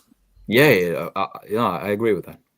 Still, the protest's on the Sunday now, not Saturday, because the game with Palace will be moved. Yeah. It will hurt the protest because fans would just be like, get behind the team now. We're in the semis. Just everyone get behind it. So let me ask you all a question. This is a super chat from William. It's a great question, by the way. Would Tottenham v Man United be a bigger final than the Tottenham versus Liverpool final? No. Smaller. Champions League is the number one trophy. That's the Premier Trophy. I think he's talking about the occasion, maybe. It's talking about the teams, because if you think about it, Man United and Spurs are both in the mud this year. We're both battling for 15th, 16th. Okay, and they listen. Both clubs need that. If they get to the final, they both need that win to save them. They need it to, and the managers need it to save themselves as well. How big of a game would that be for both clubs in terms of just pushing the club onwards to the next level? Because Man United club level, absolutely on the club level sort of thing, yeah. I mean, in some aspects, you can say as a history team, Man U are 10 times more in the mud than we are. Yeah. Because if you just go by their history and the size of their club, they are still the biggest club in the world. Or has it gone down to Real Madrid? One or the others, yeah. Either way, let's say top 3 biggest clubs in the world. The El Sacico at a grand stage. You could say Man U are in more trouble than us as such, but on the other side of it, it would be a game that come love nor money, even if you have to take a red card for someone with a ball game. It's going to be a game that either side has to win to have any sort of, I won't even use the respect because people will just say it was lucky, but to have anything at all out of this season apart from utter disgrace. And yeah, the Europa League is bigger than the FA Cup and all day long. Why? Because you get into the Champions League with it. What do you really get with an FA Cup except a bit of pride anymore? Nothing. Europa League. You come into the Europa League. Yeah, you get Europa, sorry. But you get Europa League, you get in Champions League. That's why the Europa League actually means something now. Go back 3-4 years, the Europa League, no one give a shit about. But now they've put it that the Europa winners get in the Champions League. It now means 10 times more than it ever did. And Spurs and Man U are the two teams that really have to. They've got to go for it, all guns blazing, mate. They've got to win it. Damn. Any sort of justification of a season. Damn.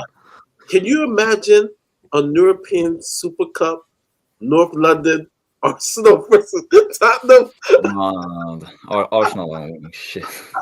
Hang on. Can you imagine if Spurs actually won the Europa and Arsenal didn't win the Champions League? Oh, that would be lovely. We could finish 17th, and you could say we've had a better season than Arsenal. Well, we would have because we'd have won something. It was like when Man U fans ripped into the Champions League. Can I? I know. We're getting carried away here a little bit, aren't we? Yeah. Arsenal aren't winning jack shit, and Tottenham aren't winning jack shit either. After today, I would argue have a higher. But the thing is, though, still, yeah, right. Listen. I agree with what you said earlier today. To be honest with you, because I still have question marks because today still confuses me, right? To this day, right? But for me, like, there is a chance because Bono Glint are not perfect. You know what I mean? Yeah, you know what I mean. And so, but they're no mugs either. I don't know. We could get to the final. I definitely can get to the final now. You can taste it now, can you? And it's not like these teams are not beatable. I think if you get going against Atletico Bilbao though in the final, it's very, very. They're much favourites for me. I've got to be honest. In their own ground, you got to say it. You got to say it, don't you? You can't take that other team for no mugs though, because they ain't. They really ain't. No, I'm not. I'm not doing that. But it's just that at the moment, you've got to say that we are favourites because the thing is, though, I would have been more worried about Lazio than Bono Glint. I'm not saying that they could, but Bono Glint, if they're going to beat us, they're going to have to take their chances because that's I think what's undone the teams against us right recently, Alkmaar and Frankfurt. They haven't taken their chances. They didn't take their chances. If Frankfurt taken that chance that Christensen had, I think it would have been a different game. Don't you think? So I think it would have been a different game for me. Yeah, I just have to say, after today, I'm just gonna say it. For us, I think for us to win the Europa League, I think I think we have a higher chance of winning the Europa League than Arsenal do of winning the Champions League because that's it.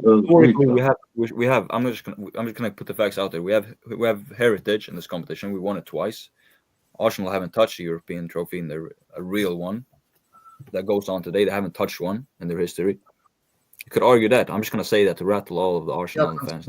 No, I'm going to say a fact. I don't think we're favorites to win the Europa League. We're not. I don't think. But and I think our chance is higher, to be honest, because Bodo Glimt versus PSG in a semi says itself. Just saying about the Arsenal thing, quick. The last thing I'll say about them. They haven't played the favourites yet, and that's Inter Milan. Arsenal are the second best defenders in Europe. Like it or lump it, Inter Milan are better defenders than them. And plus, the other thing that Inter Milan has got is strikers, and Arsenal haven't. They come up against Inter Milan will tear them apart. They done Bayern Munich over 2 rounds by playing their way. They come up against Inter. I think they're in more trouble against Inter than they will be against PSG. Still, can I answer one of the comments? No. No. Which one? Which comment? From It's Me at 12:24. Lubo, 6 hours ago. Angie's worst coach I've ever seen. Absolutely, he still is. Now this is talk about me. I'm part of the Ange cult, the most predictable guy in the history of YouTube. Let me tell you something. When you travel around the country in Europe watching games like I have, something like tonight, after the rubbish we've watched for 18 months, you get a major buzz out of it. The only thing I'm pissed off about is my pal who I normally go with has been ill, and I didn't go. But do you know what? Doesn't matter. Wasn't in the pit, wasn't in the ground. I was still there watching on TV, and it was just a fantastic buzz seeing the team grind out a win like this. Doesn't mean I'm the most predictable guy in the history of YouTube. I mean that's a hell of a thing to put on someone. He did well today, Ange. But why haven't we seen this from him for the last 20 months? And that's my point. And if he does win it, he should go, because for the good of the team, for the good of the club, he will not take us anywhere next season. And as I said a few minutes ago, he'll end up getting sacked, because if we carry on with this league form, we'll get battered in the Champions League playing the way that he normally plays. He'll be gone. He'll be history. So if he's got any sense, he'll walk if he gets a win. If he loses in the semi-final, I think he's gone anyway. And I think he probably knows the fans are against him now. He's making no effort at all in his pre-match interviews to build bridges with the fans. And for me, he's gone, and he knows he's gone. Yeah, but, Ian, I hope he goes with a trophy. I really do. Yeah, it's like these people still forget we're 15th. The fact you can base your statement on that Ange is the worst manager we've ever had. You have it in front of you. We're 15th. What they base that guy saying you're predictable is the fact that you celebrated and you showed joy today because we went through. Isn't that what a real fan is supposed to do? And the way some fans talk to you can think we've actually won it. We progressed and we're happy for that, but you can't come up with statements like that if we haven't actually won it. If we win it, then you can have that conversation. But right now we sit 15th. We're in a semi-final. We have a chance to win the competition, and yeah, all of us want to see. We'll see. I couldn't care. I couldn't care who manages us, but if we win a trophy, then I couldn't care. It's just after that you can take that after that conversation. But right now, you just gotta be happy. That's it. Because let me call Matt. Guys, 1 minute. Let me come to Matt because he's been waiting for a while. Matt, what is it you want to say? Yeah, I'm pretty much echoing Alex. Really, I've supported Tottenham since 1980. I'm not really bothered who the manager is. I support Tottenham Hotspur. We are very close in the European semi-final. But the question I wanted to ask the rest of the panel is an honest question and an honest answer. Would you take finishing 5th, like last season, and no trophy, or finishing 15th, 14th, 13th in the league and winning Europa League? Yes. You can only pick one. You can I only said have at one. the start of the season, if we finish 10th and win a cup, I'll be happy. No, I wasn't expecting us to finish 15th or 17th. That's going a bit deep. But if I'm gonna be brutally honest, and I know it's always buts and maybes, if we did win that, you know what? Bollocks to the league, mate. I couldn't care less. Matthew, it's such a tough question because here's the deal. I will be happy because the only trophy I've ever seen was the Carling Cup, formerly the Carling Cup. And so this will be my second cup as a Spurs fan. So I will be excited. For me, in regards to, it's the second part, in regards to Ange, is that yes, he went through a cup competition against a trophy. But for me, to really get me in tears for this club is the league. I want to win the league. And I believe his philosophy. Away from that, Maury, we're I'm just saying, away from. I still want him gone. Like, thank you for the trophy. Here's the pink slip. Like, thank you for the trophy. I know savage. Like, thank you for the trophy. I'm so excited, but I still want to give you the pink slip, because we finished 15th. So I guess to answer your question, yes, I will be happy. Yeah, I will take the trophy. But I still want to go. Between 12th and 15th, you'll be happy. Yeah, no, yeah, because you take okay. Happy won't be the wrong word. You accept it. Yeah. Well, sorry, Matt. What was the question? I had to just leave the screen for a minute. So, finish 5th in the league, no trophy. Yeah. Or finish between 12th and 15th and win the Europa League. You can only choose one. I would take getting relegated if we won a trophy. I've said every single season, I want us to win trophies again. If we win a trophy, I couldn't give a shit where we finish in the league. The league means nothing to me. Win an FA Cup, Carabao Cup, you're right. I want us to be winning trophies again. I've said that. I've always said that. I've never ever budged away from that. Yeah, Matt, I can answer your question too. I mean, the game is about winning first of all, and I'll even drag it down a bit. I'll take us losing every single one of our remaining league games for us to win the Europa League, because I've seen us finish in the top 4. I've seen all of this. It's nothing new. I've never seen us win the Europa League. How is it even a question? I probably won't. If we win this Europa League, I probably won't see us win on ever again, probably. Because you can make all of those arguments. It's all about how you value it. I value trophies above it. Like a top 4, I'd rather see us be a mid-table club where we win things every 5 years or every 3 years than for us to be in the situation that we've been in now. If you could predict it, of course, it's all hypotheticals. But if we knew that, okay, since 2008, we're going to go 16 years without a trophy, and you'll get top 4s every now and then, and you take beating Arsenal every now and then, and all of those predictable things versus actually winning stuff, then of course I'm going to take the trophy. I'm going to take the Europa League. It has stature to it, like much more than a Carabao Cup. You can argue. Oh, all day long. I'm with you on that all day long. And I think what a few people need to remember is that Spurs have never been a league team.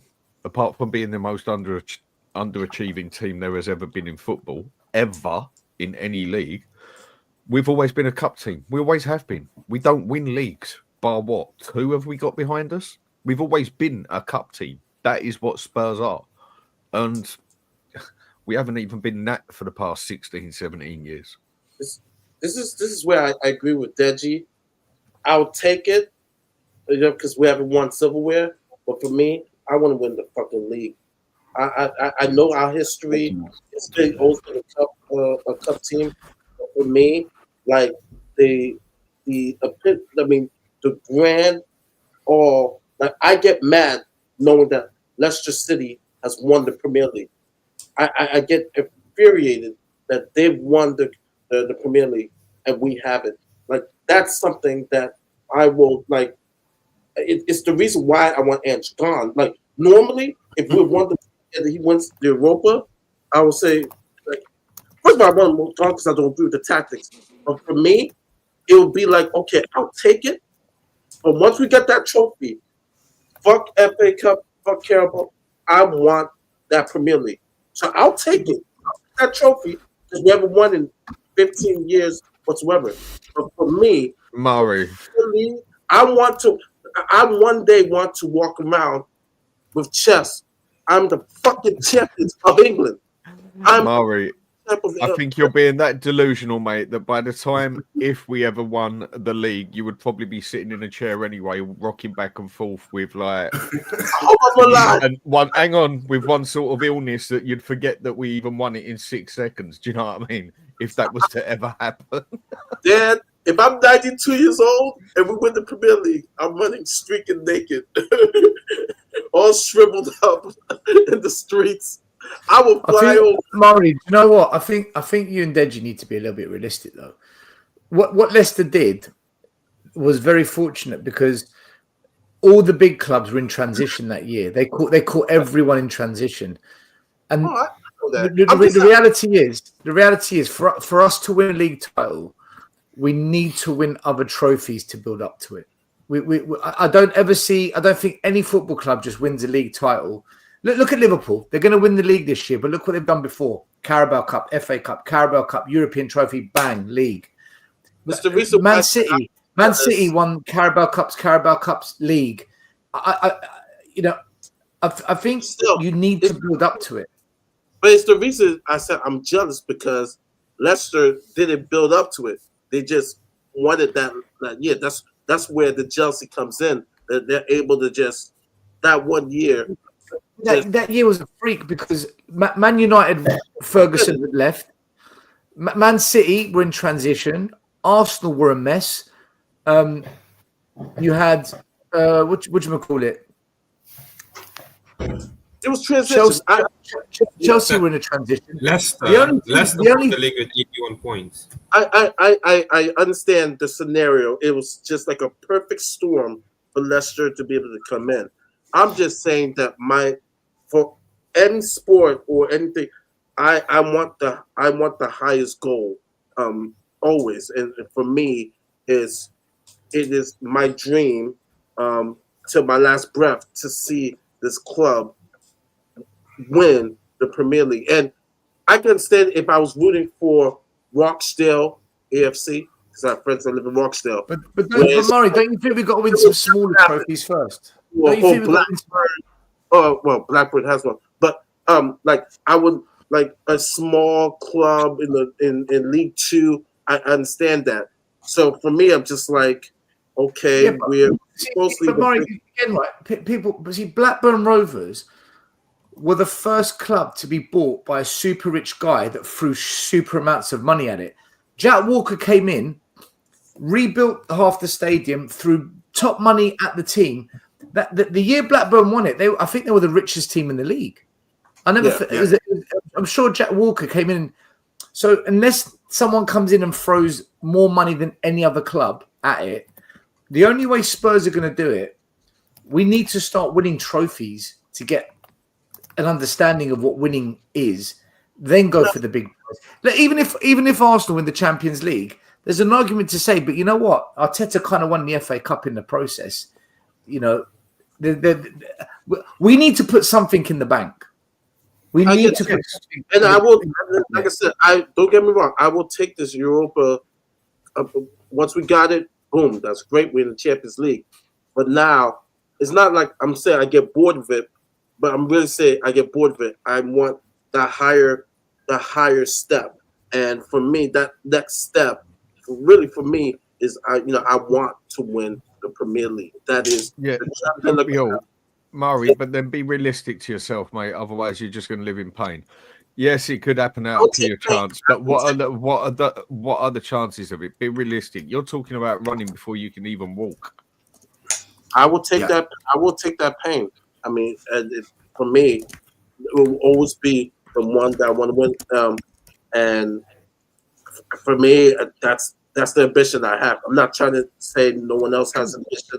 I can get it. You want us to win it. We all want us to win the league, but I think we've only just got into the semi-finals of the Europa Cup, and you're talking about wanting to win leagues, for God's sake. Murray, slow down a bit is what I'm basically saying. Swanick says you've got more chance of pulling Beyonce. That is true.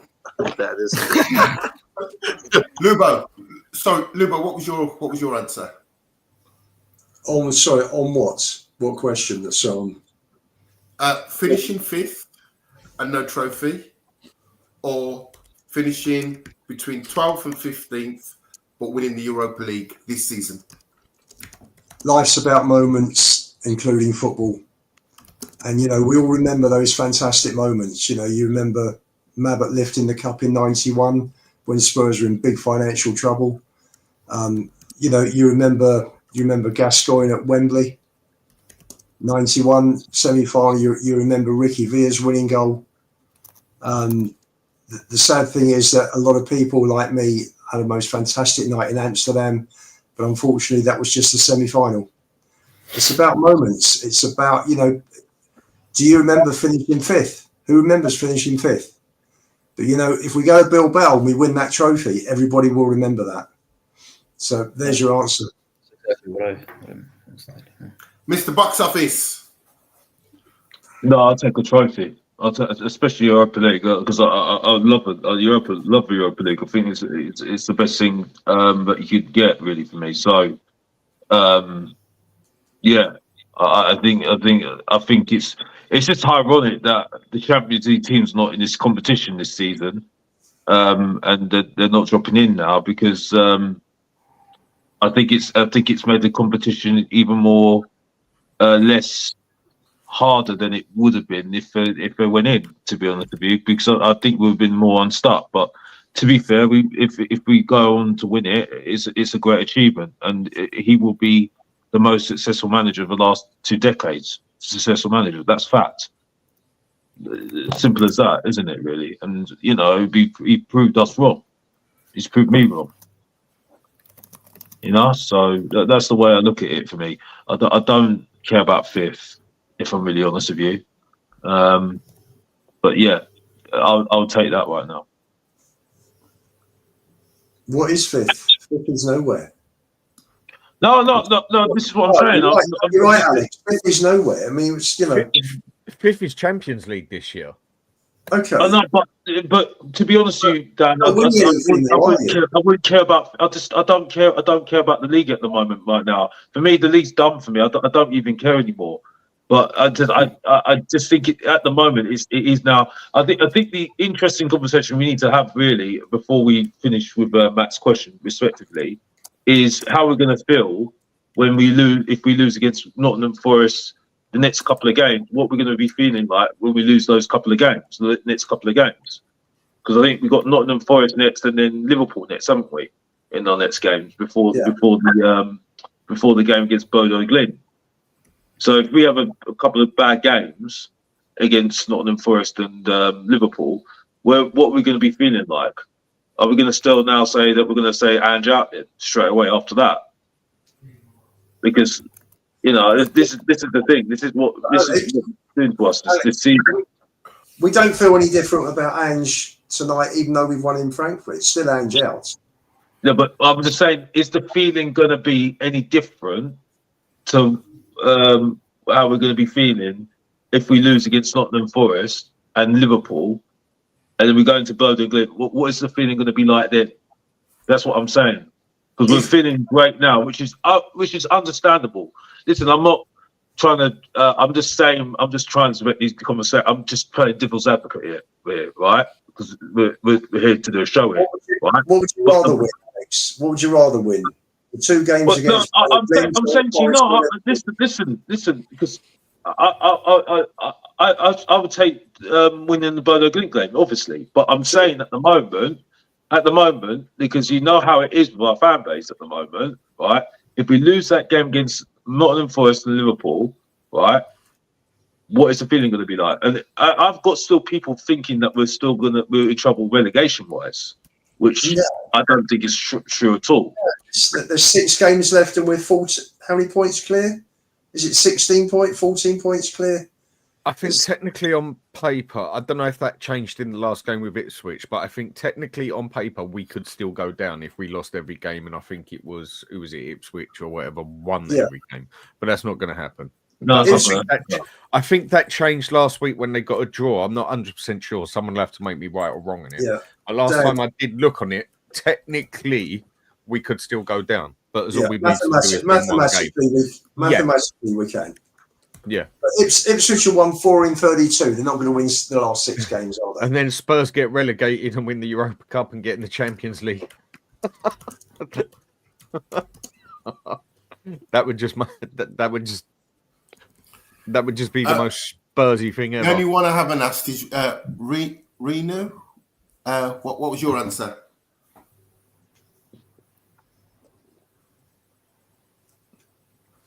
Renu, are you awake? I think you're on mute. Oh, okay. Yeah. What was the question just now? Tottenham finishing 5th, no trophy, or Tottenham finishing between 12th and 15th, but winning the Europa League. Which one do you prefer? 100%. I'm taking the Europa League. 100%. And you know that if you get to the Champions League, that 5th place, a team that finished 5th place will go down to 6th. So Chelsea might be finishing 5th. So if we win the Europa League, Chelsea might not make Champions League. So at least for that, we have to win the Europa League. What is it that we can only have a maximum of 5 teams in the Champions League? I'm not sure. I don't know. It's a serious question. You can't have 6 teams. You can this year. Really? Yeah. I think you actually can this year. I'm not sure. Let me. No, you can, Dan. You can because of the coefficient situation and because they added 4 extra teams. You can have, there are 2 countries that can get. 2 countries get an extra place, and if those 2 countries have got 4 teams already, then that makes it 5, and then the winners of the Europa go into. Funny enough, will go into pot 1 in the draw of the Champions League. Yeah, I thought it was 6 years this season. I thought it was 6 this season. In fact, someone said you can have 7. I'm not sure how that works, but yeah, I don't know how that one works, but yeah, I thought it was 6. But usually, it's whoever gets the most teams furthest in Europe, isn't it? From what I remember, right? And that's where last year, pretty much all the English teams screwed it up to the Italian, and we missed out on 5th place getting there, basically. But yeah, that means we could have 6 teams in that bloody Champions League. Have you guys seen this? 3 years ago in Europe, Celtic lost at home 3-1 to Bodo Glimt, and then the second leg they lost 2-0 to Bodo Glimt. The manager was Ange. Nah, already knew that. You can't write this. You can't write this shit. Do you know what's funny?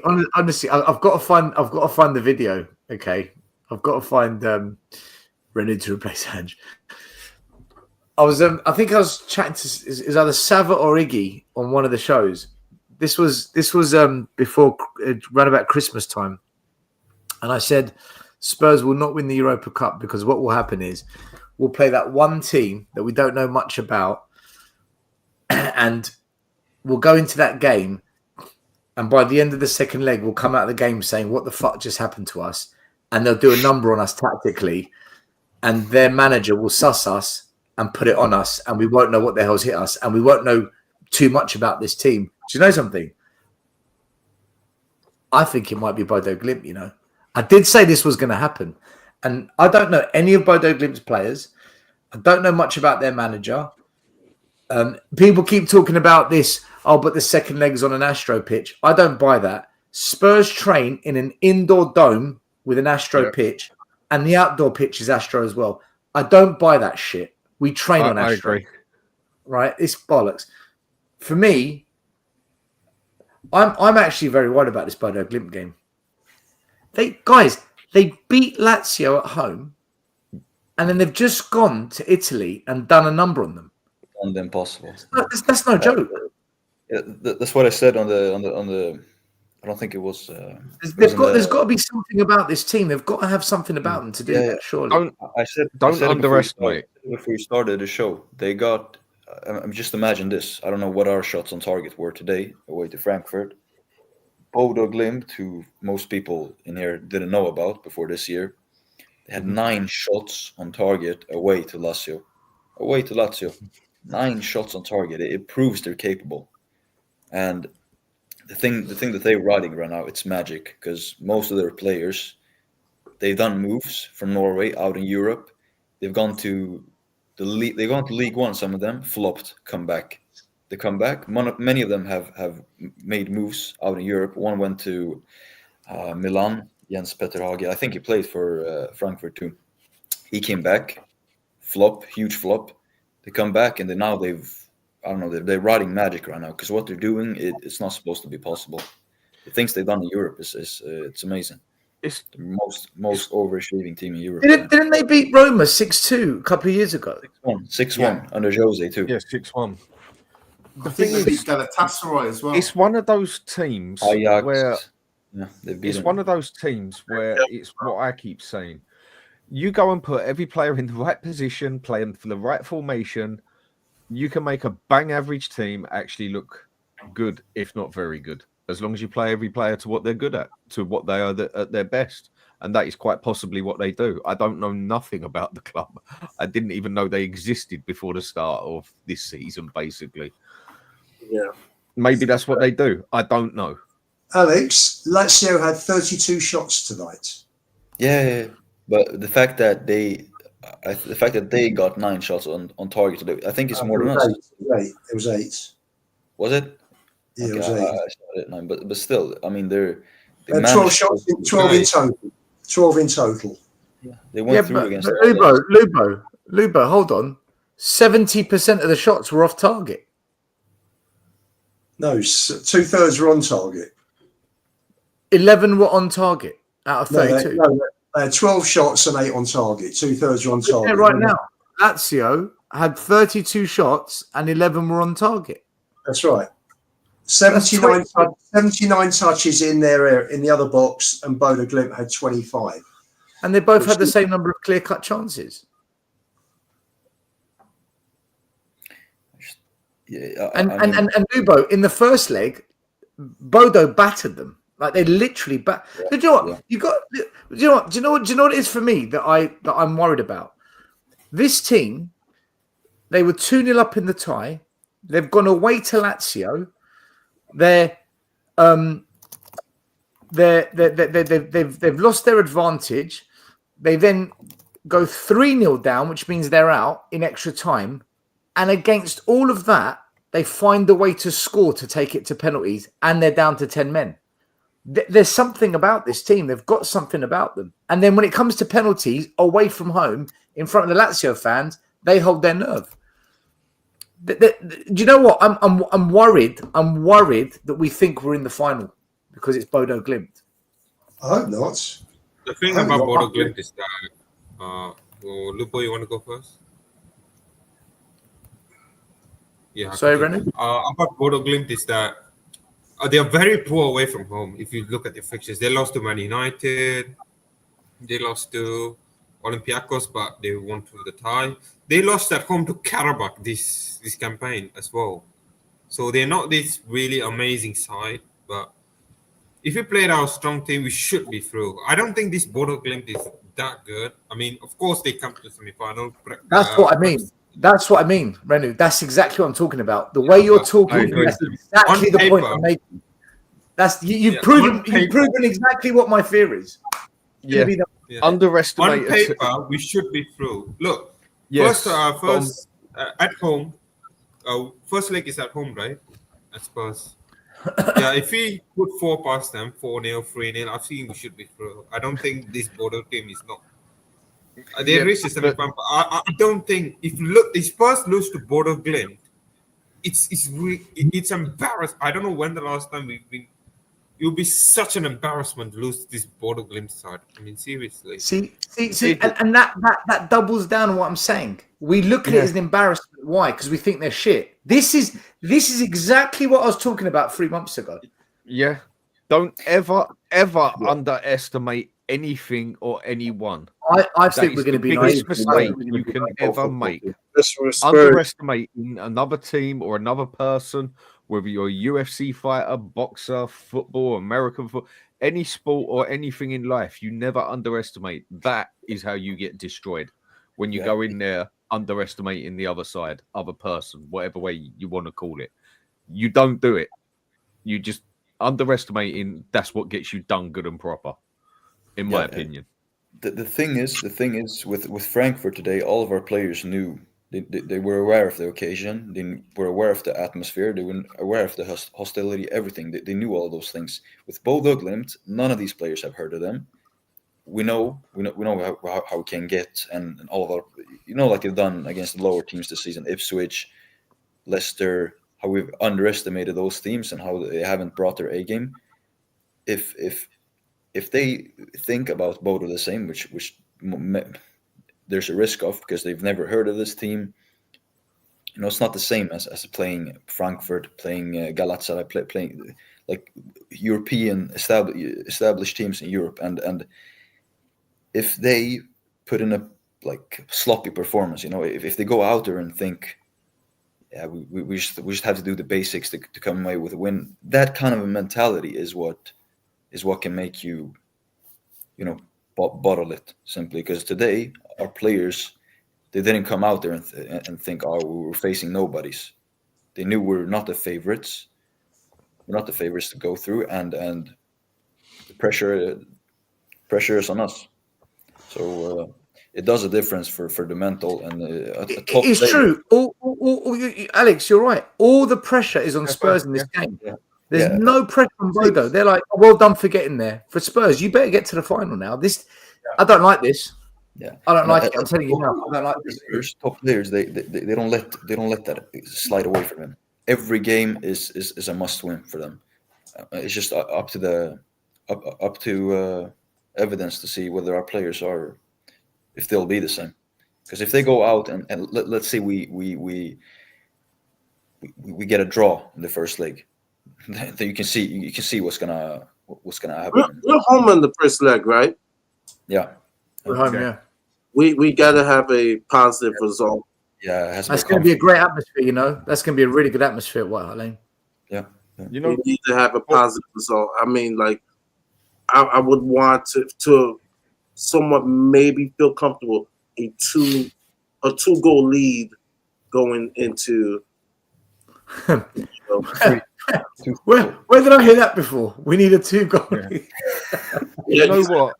Especially for the facts that we even sit here as Spurs supporters because of this shambles wreck of a season and sit here and say we should be beating Southampton. Yeah, I reckon we should. That just about sums us up to a T at the moment, because we should be saying we'll beat Southampton, I reckon. Again, don't underestimate, but yeah, I'm pretty sure we'll beat Southampton. For the past 18 months, it's been when we come against any team like Southampton, Leicester, Brentford, Bournemouth even, like, we should beat them, but it's just Spurs, isn't it, at the moment? Whereas we should actually be saying, I'm confident that we will beat Southampton. And I know I said we'd beat them, a lot said we did, but as all anybody said is we should. And I think that just about says it all for Spurs. We should beat both. Yeah, it shows. Do you get what I'm getting at? How the mighty have fallen. Yeah. It shows where we've fallen. Basically. Yeah. But I just want to add, this is kind of out of question, but as a fan, this makes sense to me. From now on in the league, I mean, if Ange doesn't, especially in the semis, if he doesn't rotate heavily, play the kids, I don't know, he's never going to do it then, because this is the golden opportunity to do it. And just to add this, is there any reason for why our players shouldn't go out of their way and train on a plastic pitch. I think we should start playing games on a plastic pitch now, just like as a part of training. As a part of training, because we saw what happened versus Tam. We do. We play against each other on a plastic pitch. We train on it. Yeah, on a full-size pitch. Hybrid grass on the ones that are showed in training. Is it hybrid grass and just like? You know, I'm laughing. Swans is killing me for having chess. And to clarify, I'm not saying we're winning the league anytime soon. But I said that's the aim. But he's having chess about Bodo. I mean, make it make sense, right? Make it make sense. And with comments like that, that's when you get hurt. Mark my words, guys. Write it down now. This is not a good I time. get crucified by saying that's the game. Still, I've seen I'm sure people remember Everton '95 at Ellen Road, Portsmouth in the FA Cup at Wembley. Ghent at Wembley. I was at here when we was here and we went out to Gwent or whatever the bloody called. Yep. Yeah. Listen, Search Surfer. I'm sorry. You talk ass. You make shit up, right? You absolutely waffle out of your backside. You say things because you just want to put positive spins on things where it's not true. We train on both grass and Astro. We train on both. When we're in the dome and we train in the dome twice a week, it's an Astro pitch. I've played on that pitch. I've coached on that pitch. The indoor dome is Astro, right? It's the outdoor pitch right next to the first team building is Astro. You know, when you see the players playing that ping pong, you know, they play football ping pong. That's an Astro pitch there. The other side, behind the facility, are the grass pitches. They train on that as well. We train on both. We share it with the under-21s, the under-18s, the under-17s, they share it all. And the women's team, well, the women, they've got their own thing now. But to say they train on grass, no, you're wrong. They train on both. You're talking bollocks. You don't know. I go there. You don't. Sorry, man. And plus, don't make things up. They need every club has AstroTurf on there because in the long run it is cheaper to keep. If you're doing it on that one grass all the time, that grass is going to get destroyed many a time. You need to have an AstroTurf pitch in there when the pitch is being fixed up as well. See, look, whatever. You can't respond, so it's whatever. It's not whatever. It's you're talking shit. It's not whatever. It's fact. And Dan's right. Every pro club has an Astro pitch. Carrington at Man United, Liverpool's new ground. Hayland, London Colney, all got Astro pitches as well. And the reason they do it is because sometimes for weather purposes, you're better off on Astro. It reduces the risk of injury, especially when you get rain, cold. It's cheaper to run as well than the grass pitches. And you can't put grass in an indoor dome because you can't get the grass to grow. It's both. Yeah. No, you're the fucking guy. You're the fucking guy because I called you out. You don't know what to say. Sorry, man. Don't make things up. The only excuse we've got is if we go to Bodo Glimt, the weather conditions is very close to the North Pole. Now, that might be a factor. That could be a factor because we're not used to playing in freezing weather. But I don't know. What's the weather like there in May? Is it that cold? I don't know.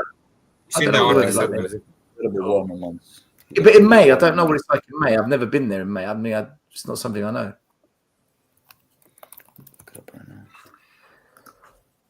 It's not that you don't know how Astro works. It's you said that we train on grass and not on Astro. Don't change the argument because you don't know where to go with it. Don't do that. You make yourself look silly now. Guys, I want to bring up one last thing. Which is what do you make of the other games tonight? Athletic beat Rangers 2-0, so they're through to the semis. Obviously, Spurs won. The Bodo Glimp, look, we just spoke about it, but that Man United game, Classic. is that the kind of game you look back on and say that's the moment that they won the Europa Cup? It's nights like that, or was it just a freak night? Because listen, whatever we say about Man United, man, they're still there. They're still there. They've got history, haven't they? They've got history. I can only talk about tonight because and maybe they go on to win. Who knows? But that was a classic game. It was complete chaos, and I loved it. I mean, they were dead in the water. They come back. Maguire of all people with the winner. It's crazy. Like it is. This is why I love the game. It was pure madness. Classic. Was like honestly, Lyon were down to 10 men and they've gone 4-2 up. It was hilarious. There's like 6 minutes to go, and the Man United fans were all leaving the stadium. Bruno Fernandes scores a penalty, thinking, all right, there's time, maybe an equaliser if we're lucky. Fans started coming back in the stadium. 3 minutes later, they're 5-4 up. What the hell, man? It's just that when it comes to times like that, that is when you can still easily say that is the thing you love about football. I mean, for me, over the years, I think football is pretty dead to what it was like 20, 30 years ago. But it is games like that that is just why you love football. It is the most predictable, unpredictable sport out there. Some things are just so easy to predict on there, but other things like that happen, and you couldn't predict that if you tried. That's why people love football. That is just why, the way I see it. Because at the end of the day, anything can happen. That is why the Premier League is the biggest league in the world, because any team can beat anybody. And yeah, okay, someone will raise an eyebrow if Leicester go and beat Arsenal, Man City, or Liverpool. But you go over to Germany and St. Pauli go and beat Bayern Munich, your jaw drops off. But anything can happen. And I think that's just what people love about football, a game like that. Anything is possible on that night. Yeah. And the odds can be totally against you. The whole world can be against you. And for some reason, you could just still win that game when you've conceded 40 shots, 2 penalties and saved them, this and that. And you've had one lucky own goal by them or whatever. That's just football. Yeah, you wouldn't watch the games otherwise. I mean, it's all spot on. Spot on what you say. I mean, for me, the first thing I learned when I started playing football and when I started competing, playing matches, is that nothing is impossible in football. You know, that's the because for some, if you don't think like that, then okay, the second you go 1-0 down to it's not supposed to affect you. You know, you're always supposed to believe you can win. That's what good teams do. That's what teams that win trophies do. They don't gotta go out there and see that, look down on themselves. That's not what a winning team does. You always have to believe. Yeah, today did us all a favor. Yeah. Hey, Bruno Fernandes, whatever people say about him, listen, he's won trophies at Man United, and tonight when he had to put that penalty away, he did. At the end of the day, they've got winners like Kobe Mainu. He turned up in the FA Cup final. He turned up tonight. They've got winners in that team. No matter how crap they are, have we got winners?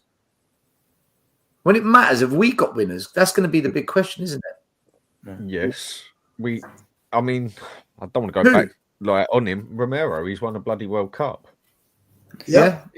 It's like when we had Hugo. We also had another person who won a World Cup. Yeah. I think Son has won things with his country, but nothing like World Cup, whatever. But if I remember right, they've won a couple of things. Maybe I'm right or wrong. No, you're right. No, Sonny he's won South Asian Cup, I think. And if I remember right, Van der Ven won something with like the under-19s Holland or whatever, if I remember correctly, or they got to a final. But yeah, we have got one or two players on there that have played it big and have showed up when it really mattered in things like the World Cup. That is why Romero gets so much stick, because he is rated so much higher as a player, same as Son, that when he plays poor, he gets 10 times more stick because he's meant to be 10 times better than that. Yeah, I agree. Did Madison win the FA Cup last year? Yeah, he did. It depends on what your definition of a winner is. If it's just trophies, or if it's your like personality on the pitch and all of those things. But I can go on right now. Kulusevski and Bentancur, they've won Serie A titles. Yeah. They've won Coppa I Italia. didn't think of that. You're right. Yeah. With Ronaldo, they've contributed to games. Kulusevski have contributed to games that in the semi-finals of the cup that brought them through to the final, which they won. Same, they've done things in the Champions League, like they progressed through because of. I mean, it depends on who do we have more? Do we have more? Yeah, honestly, it's some of them. We have them all around our squad. For me, it's more about personality, about you have to show that you want to win on the pitch. Otherwise, some players have won Champions Leagues just sitting on the bench. Like it's more about the personality. That's what we need, at least. Spurs. I couldn't give care less about players coming in that won stuff if they're actually lazy personalities, and you have to have that thing about you. It's the most important thing for me. Yeah. I get where you're coming from. I think you're right, mate. Yeah. I have one question. Because I've seen back-to-back games. What's up with Tell grabbing, like, whenever there's a penalty, he feels like he's the guy who has to take the penalty. On the CBS Paramount broadcast, they were like there's a big debate, and Edge is screaming, "I want Solanke to take the penalty." I was like, "What is it?" They're just distracting, taking away all the. Because everyone, if some of the Frankfurt players are going to go up, they're going to go up to Tell because he's holding the ball. And they're going to try to say things and get things into his head.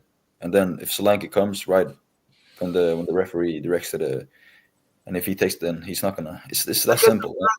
I guess that Son is not on the, because I assume Son is the automatic penalty taker. But man, Tell all teams do that today, because most teams do that today. It was a good penalty as well. It was a confident, good penalty. Ice cold, yeah. I mean, if he had missed that penalty, then I'm not sure whether we would sit here tonight and just because I think I couldn't see where a goal would come from unless it was. I mean, but if we could score one, you can never know. But that penalty, was that shocking up front. Yeah, and before halftime too, it was a huge goal for, because you can imagine when the players went into the dressing room at halftime, they knew we have the lead, guys. It's our game to play. Like, we can dictate the game plan. If we're gonna sit back and defend, then we can do it. Have more options to. Yeah, that goal was huge. Huge penalty. They had to come at us blatantly in the second half. Yeah, and then they're the ones who had to bring on the attackers and everything else, and possibly concede a counter in it, which we did. Up front, we was an absolute shambles tonight. Absolutely shocking. But we still won the game, whether it's a penalty or not, whether it's an own goal, whatever. I couldn't give a flying fuck. Yeah, we won the game. That's all I care about in that aspect. Yeah. Could I just ask one last question? Yes, if we went to the final, it's just a quick yes or no. Honestly, if we got United in the final versus Bilbao, just for me, like, what would it feel better for you guys to win? Win against United or win against Bilbao? I mean, just if you could win against one team. United. Yeah, imagine. United. No, I'd rather beat Bilbao, to be honest. Wow. I've been to a European final against Liverpool, been to a European final against Wolves. Much better beating Anderlecht. You beat a European team. I'd much rather beat Bilbao. Doing one over United. We played the English teams twice. We played United 3 times this year. It's enough. Let's play Bilbao and win on their grounds. Imagine beating And them then to beat them the fourth time in a cup that matters as well, Yeah, and exactly. totally Fourth. destroy those stuck-up prick season. Lads, Personally, if- give me Man United all day long. Lads, it's Tottenham. I mean, the memes 4 times in one season beating them, like, it would be historic. That would be the first time ever. Yeah, historic. Be easier to get a hotel room if Bilbao are there. That's for sure. Yeah, well, I'd love to. Nothing would please me more than beating a top 6 rival in England in a final. Nothing would please me more. I agree. I would absolutely love it. And especially those stuck-up pricks at Man U as well, because they are. Listen, they beat us. They beat us in the Carabao Cup final. I think up in Redknapp. 2009 that was, and Redknapp, we didn't turn up for that either, did we? They beat us in the semi-final of the FA Cup when Poch was manager at Wembley. Yes. I was there for that one, away, didn't we? right? Well, And they beat us. They beat us to qualify for Europe. The year that we got robbed when Mendes scored Yeah, it was like over the halfway line, they fucked us there. We would have got Europe if we got those points. Right? They have fucked us so many times, and they came up with it's just Tottenham lads. To beat them in a final, I would run riot on their fans. I would tear them in that stadium, around the ground, in the town centre afterwards. We would have a field day. It would be amazing. If we lose to Bilbao in the final in their ground, we'll get the shit kicked out of us. The Spanish police will fucking have us. They're probably Bilbao fans. The police are Bilbao fans. They'll fucking have us. And plus, we'd get that bit of sympathy if it's at their ground, whatever. It'd be Spanish police hate the Brits. Spanish police don't like the Brits. Oh, you don't have to tell me that, mate. I've been IB for enough times. I will go on every Man U channel up to my Football Terrace, Saeed TV, Goldberg, whoever, and just be talking trash. They'd hate us winning. This year is the first year. If Spurs beat Man United in the European final, that would be. When was the last time we even done the double over Man United?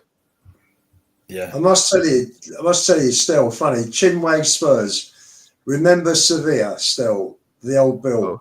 We were the only block because we were sitting down. We were the only block behind the goal the police didn't go after. They were hitting people in wheelchairs. It was appalling, and I was fortunate. We managed to buy tickets. We managed to buy season tickets for the Barcelona game in 2018, and the Spurs fans. So we missed the aggravation, and the Spurs fans got a pasting from the police that night as well. So, Lubo, if we lose to Bilbao in their stadium, in their city, we are going to get the shit kicked out of us. You know how it's going to go down. You know what's going to happen.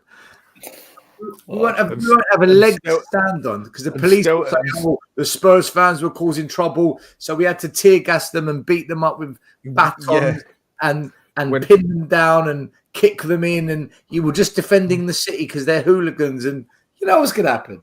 I mean, seriously, Stell's right in what he's saying. They don't like us. And like I said, I've been IB for many a time to know this shit. They really ain't keen on English people out there. Mind you, who is in the rest of the world, really? But they don't like us. I would love to beat Man United. I'd love it, honestly. Just to shut a few people up. I don't know any Bilbao fans. I don't know any. Just to totally end their season, innit? Just to totally ruin their season on the last bit would be icing on the cake, innit? Yeah, but they could never ever laugh at us again because we could always say, "Yeah, but we beat you in a European final, mate. We beat you when it mattered." But you know what? We won't beat them if we get to a final. They'll do us. I don't think we'll do. I would rather play. I would rather play Man U in the final than Bilbao. Lubo, what was it like against Feyenoord in '74 and '83? What, we played them twice. Feyenoord in '74. Full. Spurs fans had plastic beer bottles. I remember getting in the ground. I was in the ground 2 hours before kickoff, and they were throwing the plastic beer bottles down. They were smashing on the ground. We were 90 feet up. We were 4th or 5th tier up, and the police came in. They were hitting anybody. First half they came in. It didn't matter who it was. They were hitting them, and I remember hanging onto a crash barrier for dear life.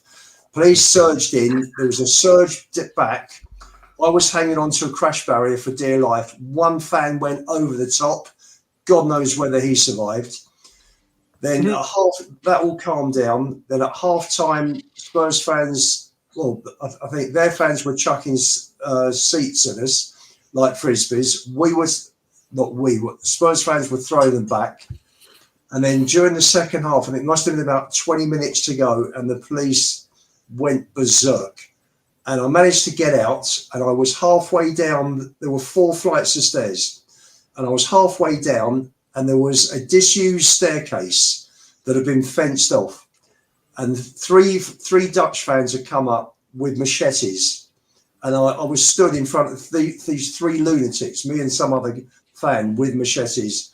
And it's fun. I was only, 16 at the time. And literally, my short life went ahead of me, and I just legged it back up. I thought I'd rather face Baton wielding coppers rather than 3 guys with machetes. It was mad. It was absolutely crazy.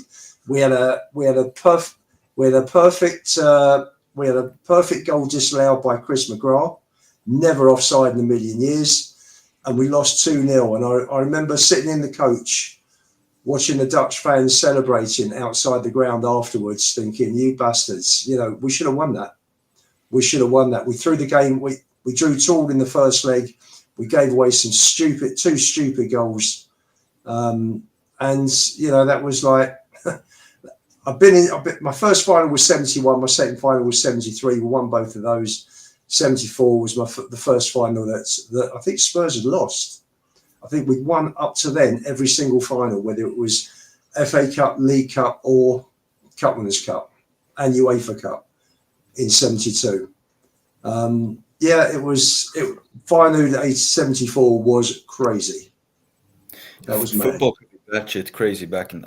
I had a friend to my dad that was a ultra in our local Stockholm teams. We have 3 teams: Hammarby, Djurgården, the one we signed the Bergel from, in AIK.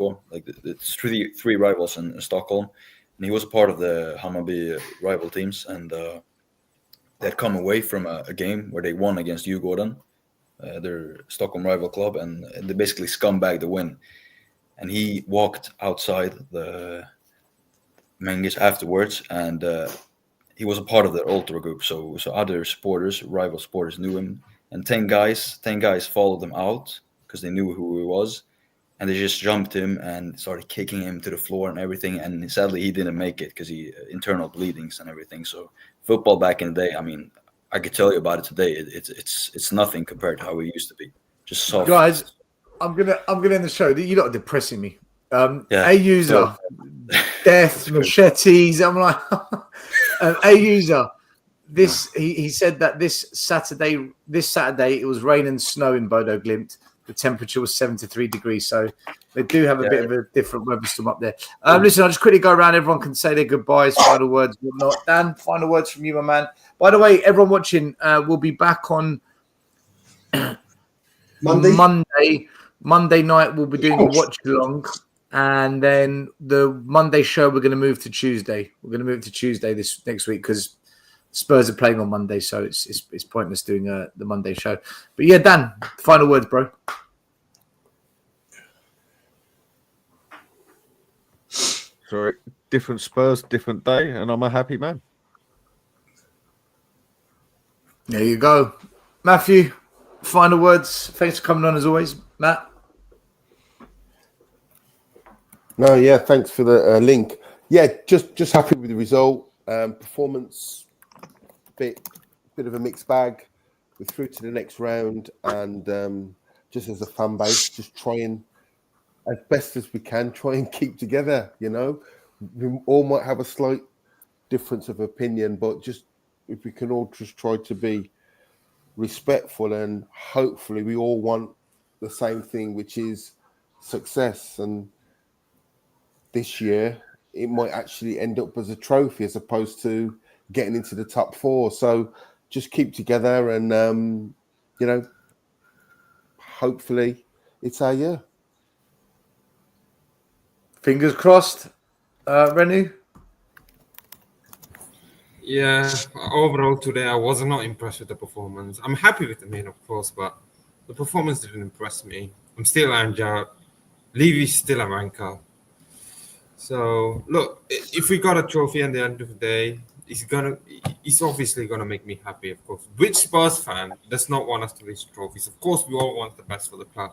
I'm just so emotionally detached from this football club at the moment, and the only way this club can bring me back into that euphoria state if they do something in the Europa League, and hopefully we do well in our remaining Premier League fixtures, and try our best to beat United or Bilbao in the final.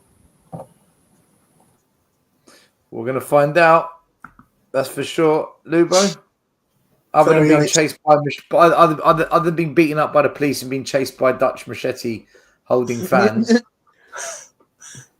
You probably start talking about AK-47s now. Yeah, when I went away to a team in Saudi, I got chased at gunpoint.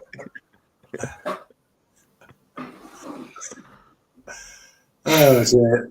So that, my feelings on tonight, very unexpected. Thought the season would be pretty much dead and buried.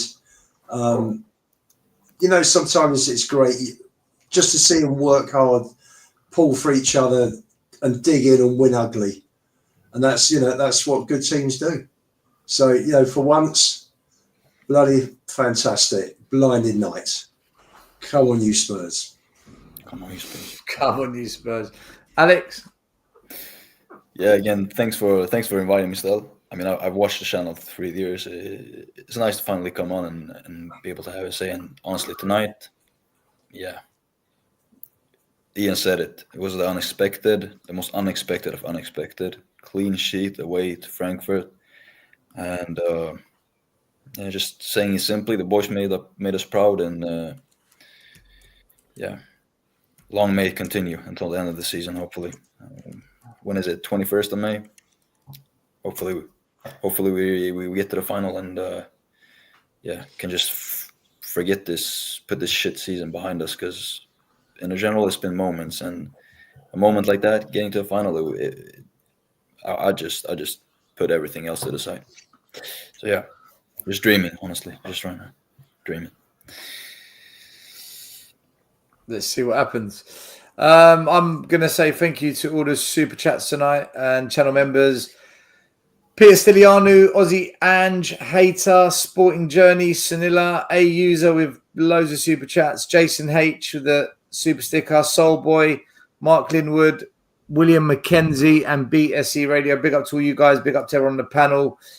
We'll be back on Monday because this is Easter weekend. If you celebrate Easter, happy Easter. If not, then do whatever you normally do.